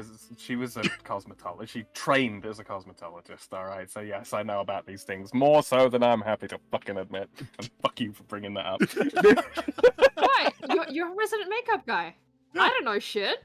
Well, I was just about to say Someone that. has It was to. like 98% of the male population, and yes, I am including homosexuals in that, have no fucking clue what any of this is. But thank God that you do. Okay, I'm gonna put this in masculine terms. All right, I'm gonna put this in male terms because the majority of the audience is male. No. Just say. You it guys as it ever heard is. of polyfiller? Yeah. No, it's Yeah. not clam meat. No, it's the spackle, like with drywall mud. Precisely. Yeah. Imagine that for your face. Oh. Really? Okay. They make Yeah. that shit? it's I mean, dense foundation to all intents and purposes. it doesn't shock me when I think about it, right? Because that makes sense that that's a product. Still, though. Wouldn't your face feel like when you smile, you're gonna crack the drywall? Well, that would be somewhat why you flexible. put all the. It's somewhat flexible. Yeah, that'd be why you put on like a bunch of sealant shit, right? Lord. Okay. Oh. Dillery Doo's good news. Thank you for the $3 and the Weibo legs. Movie Bob likes his women like he likes his scotch. Not old enough to vote. Yo. Fight me, you greasy diabetic golem. Fuck you and fuck your Mario book too. That's the. I mean, think fair that's enough. It's Movie Bob. Yeah. Fuck him. Fuck him. I think that's the second time in my life I have heard the term golem used as an insult. I approve. Oh, God. Face cocking. Well, it certainly acts like a golem. I love the people that responded to Bingo Wings. They're like, yeah, I've never heard that before, but I know exactly what you mean. It's like, yeah, so do I. It's horrifying. Fuck that, Polly. I will take steroids and get ripped before I become a flesh version of a potato sack. And I think Q Continuum probably has the best suggestion of speaking and wooing and flirting with older women. Don't make them angry by asking their age. Insult them by staring at their teeth or their makeup. Yeah, right? Yeah, I can't imagine a better way to get into an older woman's heart than, staring intently at their face to determine, how much makeup they're wearing, or staring at their teeth to see if they have, little age rings like it's a tree. Yeah! Can I can't give a genuine imagine piece anything of worse. advice? If you want a way to not get an exact figure, obviously, but to estimate roughly how old a woman is. Okay. Look at her hands. Her hands. Oh, that is a good one. Yeah. Yeah. Oh, yeah, because if you look at Madonna's hands specifically, to bring it back to Madonna, yeah, she has old lady hands. Yeah, it's not 100% successful. I mean, yeah, there are people that become like hand models and stuff, right? And loads of moisturizing creams and all that kind of crap for hands. But yeah, look at a woman's hands, thinness of the skin, Yeah. that sort of thing. No, I'd agree to that. Elasticity. Just as a general rule. Just because usually you're more focused on the face if you're going to take care of a specific part, right? Mm-hmm. Whereas hands are very, unless you're very, very, very careful, most people don't really take care of their hands in the same way as their face. Like, I certainly don't. I should, but I don't. You also got to remember, it's sort of like skin loses elasticity as you age, yeah? Right. And Yeah. hands move an awful lot. So if there's going to be any Oh, yeah. sagging or stretching, wrinkling, Yeah, it's gonna be developed hands. thinness, it's going to be on the hands. So, Yeah, it's gonna be your hands. Especially if you're like me and you just forget to, actually take proper care of them at times. Also, generally speaking, you can get away with keeping your eyes on women's hands. They just think you're paying attention to them. Usually. Fair enough. Number You're 4. not ogling their fucking... They're sagging differently sized boobs. Yeah, you don't want them staring. Yeah. Don't think you can judge her by her fashion sense. The comical cougar stereotype is of a woman wearing clothes that are much too young and often too tight for her, usually in tacky fabrics such as animal print. The reality is that women of any age can dress in a tasteless and unflattering manner. I know, I've been on Twitter. Yeah, but you have to admit, cougars do tend to do that, though. Well, women of Just all to ages say- wear I- push-up look, I- bras. Older women may find them even more useful as their breasts will sag with age. Have I ever told the story of the one time I went to a casino? Like not the only time, but like the first time I ever went to a casino in my life on a stream. On a stream, no, but you've told me. But go ahead. Yeah. So through shenanigans, right? Like I'm there with a friend, like lose contact with friend. It was a guy's birthday party. I did not know who he was. Somehow I'm attached to it, and the point. I'm trying to speed past the story, basically, right? Because it's like it's all a bunch of just whatever the fuck. Point is, I get attached to this the birthday boy essentially, and he knows someone that does DJing at a certain club in this casino. He goes there because I don't know where the fuck I'm going. I'm 18. Right. My one friend is just gone AWOL, basically, no idea where she went. I'm also sick as shit. Keep that in mind. I should not be here, at all, but I'm here because my friend asked me to be here. Go into this club area, right? End up behind where the DJ is, and in this sick haze that I'm in, right? And having drunk, a little bit of alcohol before this too, Just to, try to ease myself into the whole thing. Just look out at the dance floor. What do I see? Cougars dancing with young men. The whole club was filled with cougars dancing with young men. Oh, nice, I think. Yeah, and I'm watching from, where the DJ is. It's one of the most surreal experiences I have ever had in my entire life. And I can tell you from that experience, yeah, a lot of those cougars, yeah, they were wearing, not what you would consider the fashion of the youth or anything like that, but it's definitely what you would stereotypically think cougars would be wearing on a dance floor. Lots of leopard print? Some of them, yeah. But it'd be just dance dresses, the kind of stuff you'd see out in the club, basically. Right. The irony that cougars wear leopard print. Yeah, right? But it was all kinds of just a variety of shit going on. You can't just say, oh yeah, they don't wear the leopard print or the animal print. No, they do. Some of them do, some of them don't. It's a up in the air thing, because guess what? People wear what they want. And older people, for some reason, they do tend to wear weird patterned shit. Even if it's not animal print, it's weird patterns. It's not unheard of. I don't understand why you need to go, oh yeah, none of them wear that, don't worry about it. It's no. I suppose stereotypes do have to come from somewhere, right? They do. Stereotypes come from somewhere, and I can explain that one pretty easily just from that one experience of seeing a bunch of cougars on a dance floor in a casino. Apart from the ones about French people, those are all propaganda. Oh, are they all propaganda, Sam? Right. All of them. Sam, do you own a beret? Shut up. Do you? Yes, it's part of...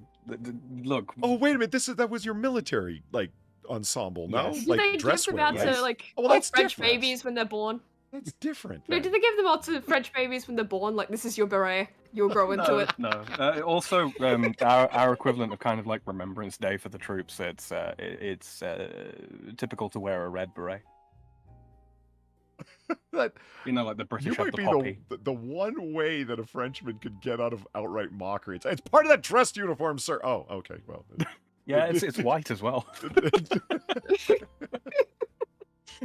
Is it white so you can, attach it to a pole and wave it as a flag? No, Legion colours. No? You sure? You sure that's not white? Yeah, positive. Hey, look, the Finnish used to wear white berets as well when they were massacring the Russians in the Second World War, all right? Mike Savage comes up with a tactical reason for it that very well might be it. Weird prints break outlines, thus disguising things. So you won't see, the muffin tops and the whatnots that they don't want you to see. Yeah. Oh, why does nobody have a leopard print beret, then? That probably does exist, Sam. That sounds like a pimp hat. I kind of want one now. Leopard print beret. Would a French pimp wear a leopard print beret? I'm going to say yes. I mean, obviously, leopard print berets are. Yes, a thing. it exists. Well, yeah. It exists. Leopard print. I found them. Barrett. French cougars might wear them. There, that didn't take very Look long. at that. Yeah, it's looking good. Hey, look at that. Oops. We're mega sale on your leopard print beret. Yeah. Get one now. The whole stock's lost. That does actually look Never like... going back again. That does actually look like one of the desert camo things that the Lebanese army wears. Oh my god. I think I could pull that off. I have to Not say, that one. this looks like some sexual degeneracy shit. It just does. Oh, it does. Do you know It what I all mean? does, honestly. Just you add the leopard print onto any of these, and it all does look like some. Well, it's that degenerate and shit. That's that and the buckled belt thing around the. Yeah. Yeah, it the just buckle doesn't help. Like it's not exactly a dom thing. It just looks like some kind of sexual degeneracy thing. I don't know. Add a spiked The collar. hat shape would also be a part of it. Mm-hmm. Like it looks like a military hat of some kind. Just the shape. Well, that's because it's a beret. I always love when they get models Yes. that are like relatively saying. attractive wearing unattractive garments, and they're supposed to look like they're comfortable. Like you do not look like you're comfortable in that hat at all. Yeah. Oh, I mean, she's wearing it absolutely. wrong for a start, but What? It's cocked at a jaunty angle. It's yeah, that's wrong. That's just wrong, fucking wrong. How are you supposed to wear a beret? Sam? Difficult to please enlighten us. describe. Difficult to describe. Mhm. all right. You can wear it cocked at a jaunty angle, but anyway, moving on. All right, yeah. Pay attention to her self-confidence. Number 5 in general is the older a woman gets, the more she knows herself and what she likes. So look for signs of confidence, which come in the form as they name them: good posture, being relaxed, and eye contact. Part 2: attracting an older woman. Okay. This man's face. Look he's- at him staring yeah. off in the distance. He is thinking deep on how to get a cougar, man. He's Yeah. Why does it look like Michael J. Fox? It kind of does. Yeah, I doesn't it? guess. Well, Marty, seeing how hot his mother was when she was younger, Oh. no. No. Oh, I knew what I'd done the moment I opened my fucking mouth. I regret nothing. Oh, dear. Nothing. To be fair, his mom was hot. Know what you want and be honest about it. Whether it's just sex or a long-term relationship, knowing what you want will help you figure out your best course of action and how to get it. It's also important to be honest with the woman about what you want. Don't act like you want a relationship if all you want is sex. Women enjoy sex too. Thanks. She might be fine with some no-strings-attached fun. Some questions to consider. Is it sexual? A check mark on your bucket list? Or are you interested in something long-term with someone who's more mature than your previous partners? Perhaps you could have someone specific in mind already. If you just want sex with an older woman, for example, your best bet might be dating sites generally geared specifically towards older women seeking younger men, and vice versa. There are even cruises dedicated to connecting older women with younger men. Oh. In the Navy. Just Creep Cruise 2023. Let's go. It's Hey, look, I'm just throwing it out there. If I could do it all over again, I know I'm only 30, but if I could do it all over again, I'd find me a rich older woman. I would. It ain't over yet, Sam. What the hell? Nah, but I'm getting kind of past it now. The younger women are beginning to notice me now. So. Wow. They're beginning to notice. That's how you know, you know? Women over the age of 40 have lives too. No. No shit. This means I never would have thought that. I thought they all just went back to their pod homes and just, went back into stasis until the next day. This means that you can meet them anywhere far, from the gym to a boating club. Boating club. Boating club. From an acting that's class where I or go to even meet in your all the hot local women. grocery store. Wait, women over 40 need to buy food? No. Real quick, Mike Savage in chat points actually describes it in a rather simple way. The band of the beret must be horizontal, the top drawn over the right ear, military style. Yeah, we do left. Well. Huh. Number 2, forget the stereotype. Sure. You never At any mind rate, that's what my we're going to try to read. stereotypical drunken slurring. It's fine. I forget the stereotypes you've heard about drunken otters. Mm-hmm. And cougars while you're at it. Yes. Apparently, according Sure, to some older women might fit the traditional cougar stereotype, but just as many, if not more, will not. As with all people, desires and... Okay, get the fuck on with it. And she's British, too. Behavior differ depending on individuals. Some websites would have you believe there are specific types of cougar. The moneyed cougar, or sugar mama. The angry cougar. The sweet cougar. Alpha versus beta cougars. Really? Well, we're really crossing the line between fiction and fantasy here with these cougar descriptions. I love this. Okay, Far, you know how much we love the art on WikiHow. I love the. Okay, yes. So here's the cougar staring at the younger guy, and he's like, "Hey, sugar mama," and she's got like the crow's feet line, so you know she's older. Mm-hmm.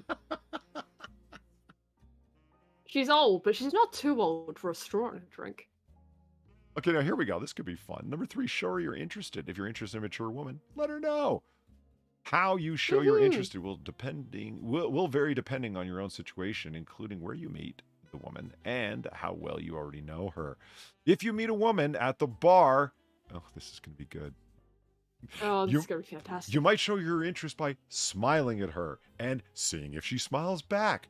Wait to see if she keeps looking back at you. If she does, this might be a sign she's interested. You could then approach and ask her to buy. This is a cougar? This is how you approach anyone, isn't it?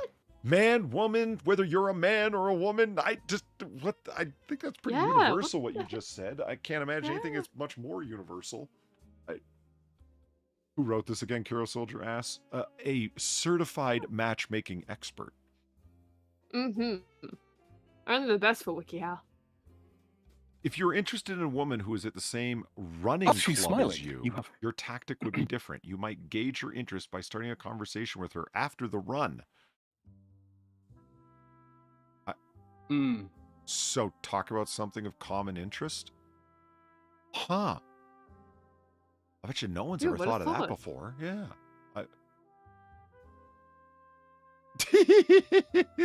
Be prepared for rejection and take it gracefully.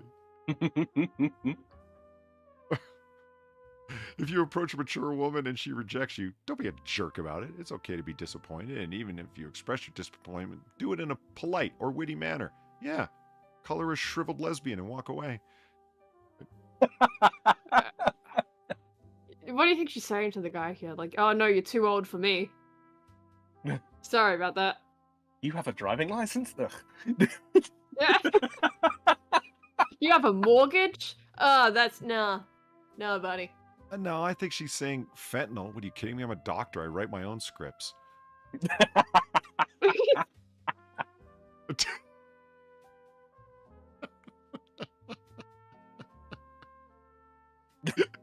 You know? Do say, quote, I'm devastated, but if you change your mind, I'll be over there. Don't. Are you kidding me? You're lucky to have a young guy like me show interest in you, you frazzled old hag. Okay, you know what? The top line, the do, yeah, no, that's fair enough on that one. Fair enough. Admit devastation? Well, you play it off. You're not actually devastated, but you know. It's the art of overstatement, Polly. Yeah. All right, have a good night, Dr. Clusterfuck. Yeah, good night. An Apex algorithm guy comes in. Oh, yeah. Be quote-unquote young. You know, if you're with an older lady, make sure you hold her hands. If she falls over, hips break easy, you know. Mm-hmm. You got to be her life alert before she even thinks of getting life alert. Teach her how to do skateboards. Yeah. Mm-hmm. If you want to attract an older woman, don't get stuck on the idea that you need to act like a man her age might act. Many women in their 40s admit seeking younger men because they are more open-minded, adventurous, and romantic. Go out on dates, be adventurous, and willing to try new things. Why. Yeah, it's not about like. Well, I'll just leave that alone. Yeah, I'm picking up what you're putting down. Yeah, look, I don't have to write you a script for blue pills, but I'm still not interested. Okay. Anyway, be young. Okay, be honest about who you are. If a mature woman says that her last relationship ended because her partner was unromantic, a stubborn workaholic, you know that you're approaching a critical time in your career where you need to prioritize work over everything else. It might not be the last time you get into a relationship with this woman. Oh, the best time, excuse me. It might not be the best time to get into a relationship with this woman. But this is... Okay, first of all, this picture looks like it's a mother walking with her son, so that just makes it really weird. Second of all, that sounded really fucking specific. But it actually... Are you, taking that from somewhere? I would argue that, it's... Yeah, I know. It's like, who are you talking about? Are you talking about you? But I mean... Yeah, this, right? This is just like, if a woman says, hey, I'm... let's say it's a younger woman. I'm leaving for college in another state in 3 weeks. It might not be the best time to start a relationship. Yeah, any time with any woman could not be the best time to start a relationship. Just listen to what they're saying. Well, yeah. Yeah, a lot of this advice seems to boil down to use your head with a brain in it. Yeah. As opposed to the other one. Nice. Yeah. You know who this looks like? Who does this look like? Looks like this guy. New Papa! It's New Papa! Not wrong. It looks like wrong. It looks like the bank robber who knocked out Madonna in 1987. Okay, he does the rounds, huh? Yeah. Yeah, no shit. And actually, he was much younger than Madonna was here, so he was looking for a cougar himself. It's the only thing I knew for sure was this: every son of a bitch that worked for him, they were all gonna be better off dead. Am I happy that I extracted the audio from that and pushed up the gain on the sound of the fucking slide slamming home? You're damn right I'm glad. Gamer Valine, thank you for the $9. Ha! All of this would imply that I would exert effort to go out, and in the rare event that I would, I'd be willing to entertain someone even younger than my ex-husband. Yes, it would imply all of those things. I don't see me in 10 years. See, the reason why I said like I've talked to Valine, I've had conversations with her. I've also watched her behave in chat. And whether it's on stream, off stream, whatever, I don't picture Valine easy to pick up. I picture her doing the picking up. It's not so much how do you flirt with her, it's how do you respond to her flirts. You understand what I'm saying? Right. Yeah. I'm having a flashback to the fucking AAA, don't I? I want to be strong like bitch at Darren Woods. Yeah. Yeah. Yeah. There's a WikiHow article that I need to write. How to respond to a Valine-esque woman, It's like, don't turn them down too quickly. Their shin kicks can break bones. Don't make lasting eye contact and don't move too quickly. The vision is based on... She responds to... I'm so sorry, Valine. Valine's actually a lot nicer than we make her out to be. And I'm not just saying that because I haven't put my shin pads on yet. Part 2. That is a factor. Attracting an older woman. Be reliable and uncomplicated. Oh. Well, I'm fucked. Younger women it is, I guess. Yeah,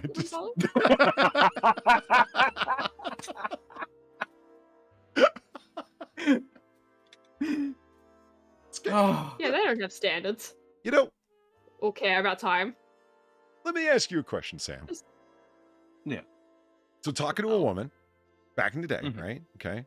This wasn't recently, but it stuck in my memory. She said to me, "You're not exactly the kind of person you pretend to be, are you?"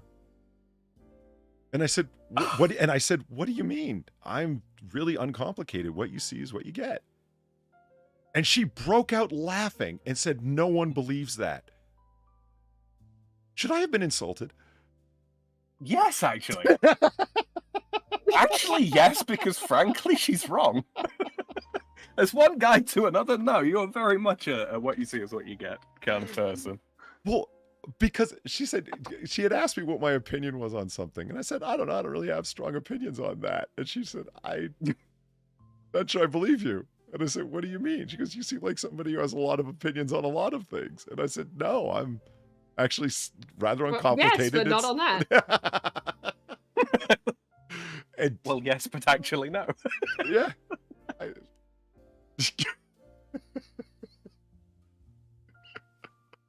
Be reliable and uncomplicated. Most older women and men have had enough relationships to know what works and what doesn't. They're not interested in playing games, canceling plans at the last minute, and, quote, forgetting to call for days to weeks might be tolerated by younger women, but more mature women were not likely to put up with this behavior. Oh, God, that's the male equivalent of playing hard to get. Yeah, what the hell? You know what? Here's one thing that is really frustrating and annoying for me is the when do you call, how often to call, like during the early times of meeting or knowing someone, right? Once you've known someone for a while, you're going to know because they've told you and you've figured out through experience what they expect, what they like, what they don't like, etc., right? The idea that anyone can offer even generally applicable advice in terms of, okay, you went out on you met someone, you traded numbers. How soon do you call? The next day, give it a day's rest in between then so you don't seem desperate. Everyone will get, I read advice that goes in every different direction and every person acts like the advice they're giving makes perfect sense. Always wait at least a day. Or a woman will say, if a guy calls the very next day, it means he's desperate and you shouldn't consider it. Or if the guy doesn't call the next day, it doesn't mean he's particularly interested because it took time for him to remember you. All of you are full of shit and none of it fucking works because nothing is universally true for anyone. Shut up. That's my call. Well, yeah. I mean, look, there's plenty of women out there who, with the best will in the world, are a little clingy, right? And it can range from being a little bit clingy, and that can be a little cute when you're younger, to being, oh my God, this is 15 red flags rolled into one and set on fire. Run for the hills, right? A girl that's a little bit clingy is not going to complain about you calling her back towards, like, when you get off work the next day. And it doesn't matter whether she's 18 or 48. There are older women that are a little clingy. But true. And this is what I mean. The only advice that's universal and makes sense would be give it time and pay the fuck attention as best you can to what the person likes and doesn't like, what they're going to find offensive, what they're not, and you have to play it by ear. That's the only advice that works generally. This idea of like, oh, I only text women back or call them back after I've gotten their number after 2 days. Okay, you've self-selected all the way down to women who will find that acceptable. Because I bet you got poor responses from some women and you considered them not attainable. Well, then you've self-selected for women that are going to find that acceptable behavior. It wasn't universally good. It's not some Andrew Tate alpha male advice. There's no such thing. That's all bullshit. Pay the fuck attention and do what works. And the only way to do that is to play it out over time and not be oblivious. I think, and I'm not trying to speak for women in general here, but one of the things that I tend to, and again, could be selection bias here, but one of the things that I tend to see women of all ages complain about a lot is a lack of dynamism, i.e.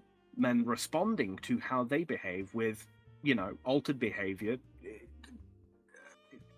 Yeah, if you have this like set pattern because you got like a limited amount of experience with some women and you're going based on that, it's like you can't specialize, and by specialize I mean as in related to species. Women, they're people are very, very different in lots of different ways.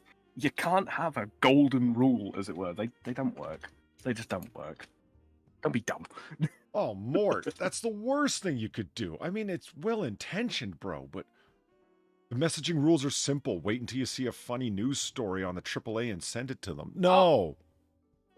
No. Because I'll tell you why that's wrong, okay? Like I said, well-intentioned, so I'm not blaming you, but 2 reasons why that's a bad idea. 1, Because if you're a viewer of the AAA, they're going to know that you watch the AAA and therefore you're a degenerate. Or, worse yet, you're one of the co-hosts of the AAA and you send them, oh, here was a funny news story that I covered, and they're going to listen and realize that you're one of the degenerate hosts, that you're the ringleader of this fucking circus. Either way, fail. Third reason, Polly Sinatra and Drunkle are on that.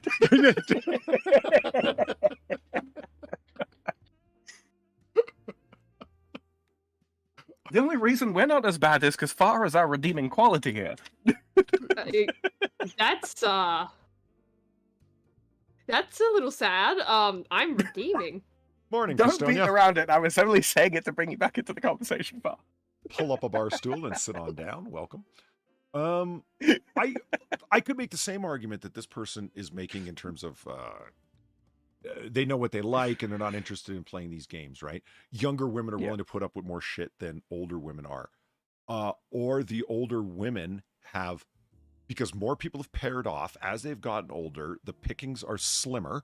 And so therefore they're willing to wait 3 days for a guy to call them back, where a younger woman feels that, hey, I'm attractive right now in my early 20s. The world's my oyster. There's a million men to pick from. Fuck him. I ain't got no time for him. See, counter argument that runs completely contradictory to what you just said. People who try and present you universal advice on how to deal with women are trying to sound like an expert or want you to believe that there's some kind of fucking animal magnet like Andrew Tate, who turns out to be a fucking cam girl pimp. Do you understand what I'm saying? Like, these just fuck off. Oh, yeah. Don't take very specific advice from people that are trying to come across like an alpha male, or in this woman's case, what does she describe herself as? A certified professional matchmaker. Shut up. Mm-hmm. I think the sort of the thing is like, don't take specific advice about generalities and don't take general advice about specificities. I think it's probably a good way of going, right? If it's a general thing, treat it like a person. General advice about a generality. See, there's advice that's general enough that it works. Reach out after getting her number and say you enjoyed talking and hope to talk soon. Make an open plan where she can meet up with you on the next weekend. Yeah, that's general enough to be good across-the-board advice. Yep. This is so basic shit, though. Yeah, it is, you're right. And that's why the specificities within this article are, full of shit.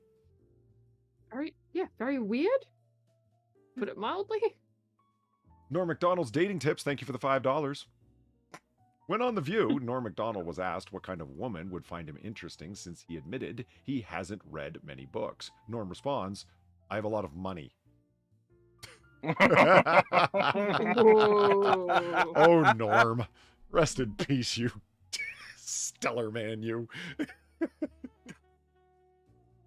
I mean, shit, it's a legitimate answer and not an untrue one. Yeah.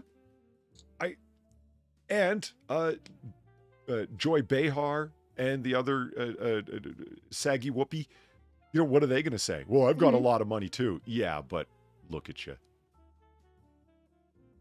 And I'm not saying women come down to their looks. Yeah, but you're making a menopause superhero. Yeah, and I'm not saying women come down to their looks. I'm saying look at those women. Joy Behar actually wears leopard print, and she's not a cougar. She just has no taste.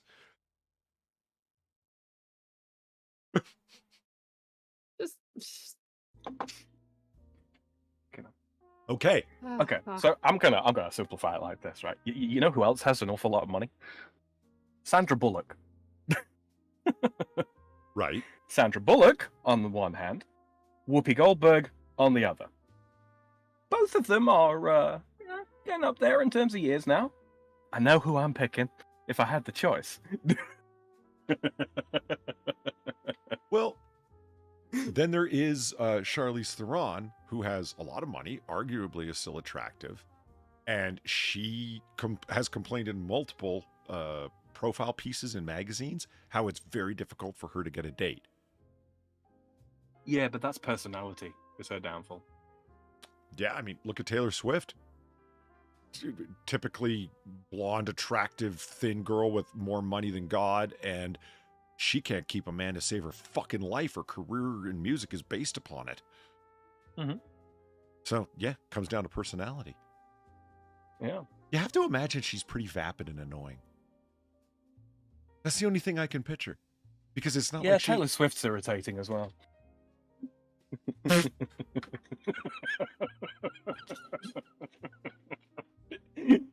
See what I did there? I did see what you did there, yes. All right, Zeltho's not around, so I'm a high five myself.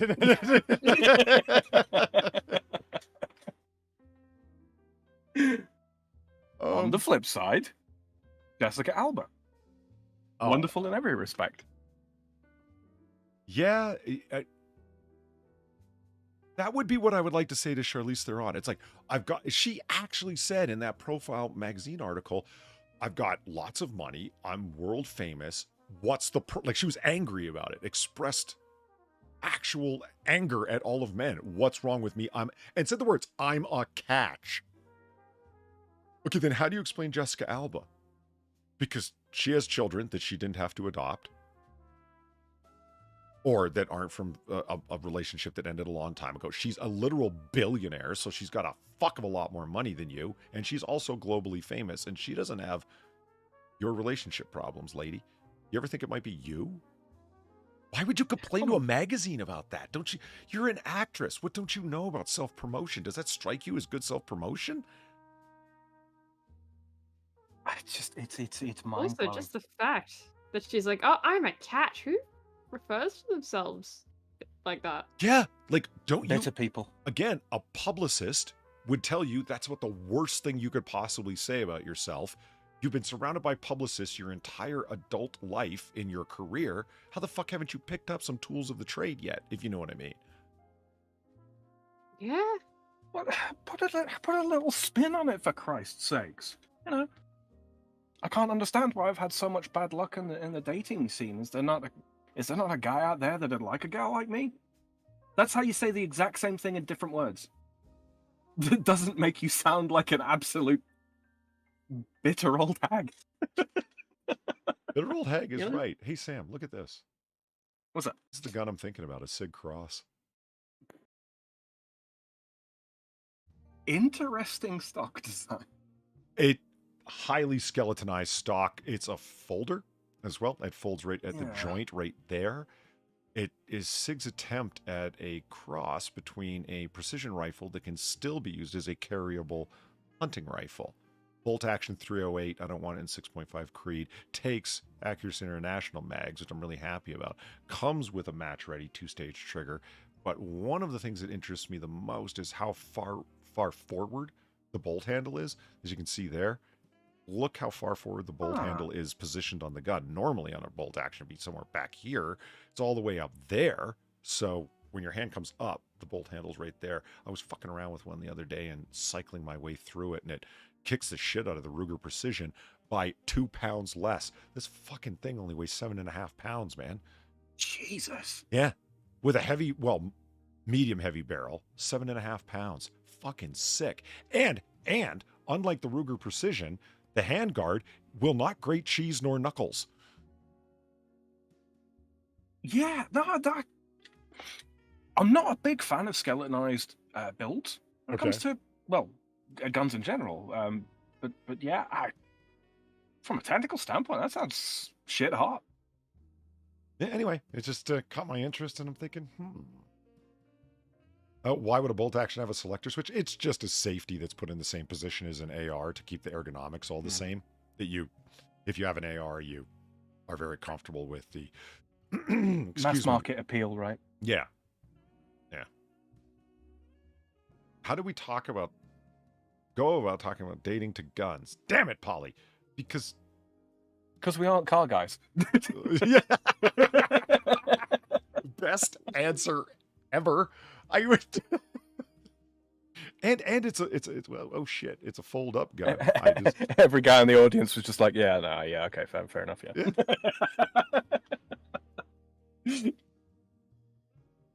Have you seen the guy who has a 50 cal blow up his face? I have seen a guy with a 50 cal blow up his face. I don't know if it's the particular one that you're thinking of, but yeah, I'm particularly interested in this one. I think it's a better option than the like I said. I mean, that really is so light that shit, a far could carry that around comfortably. Oh, easily, yeah.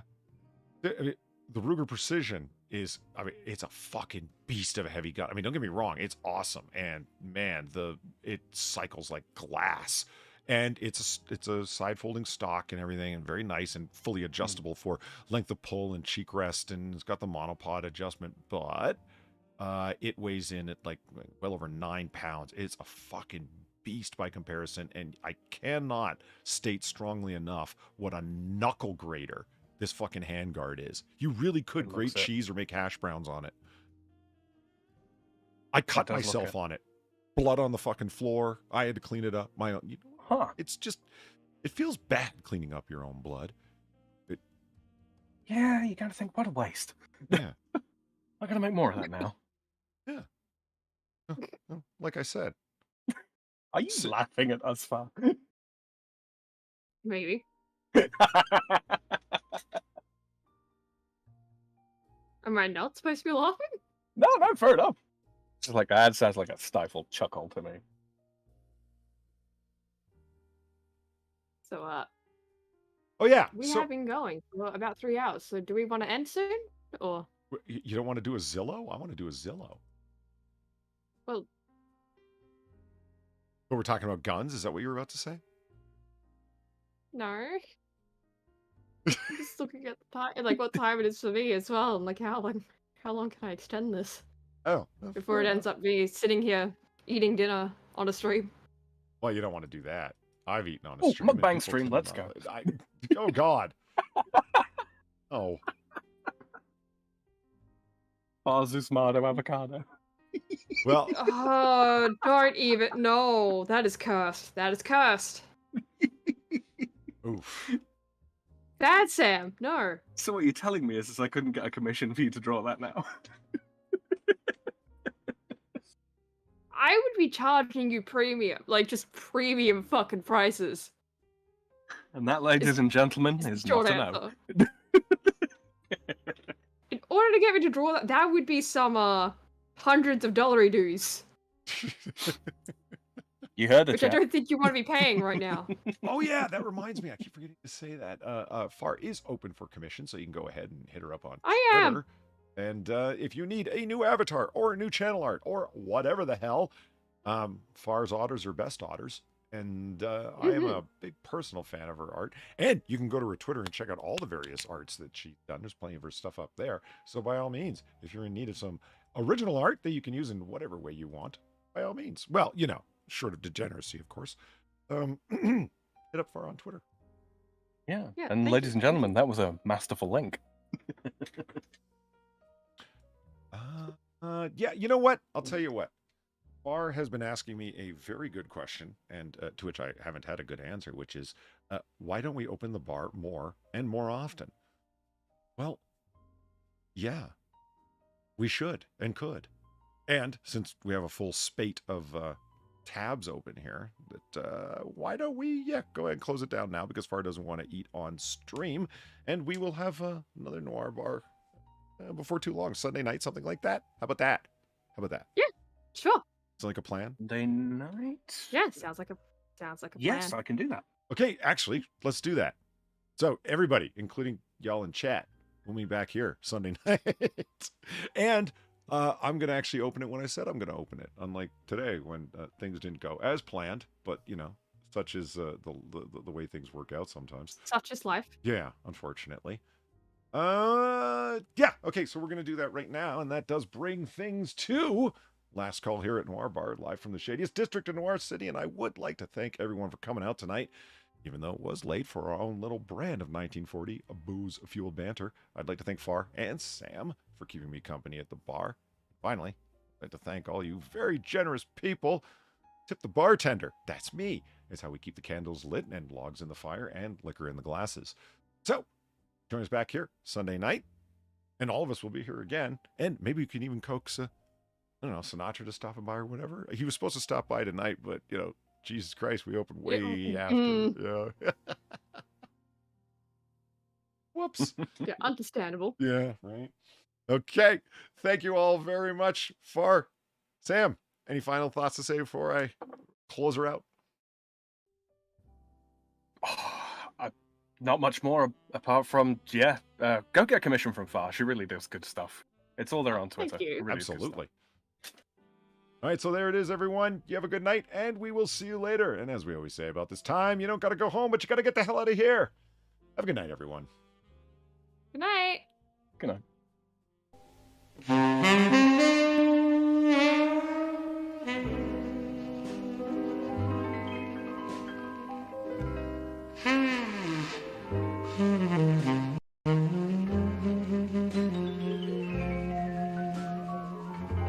Hmm.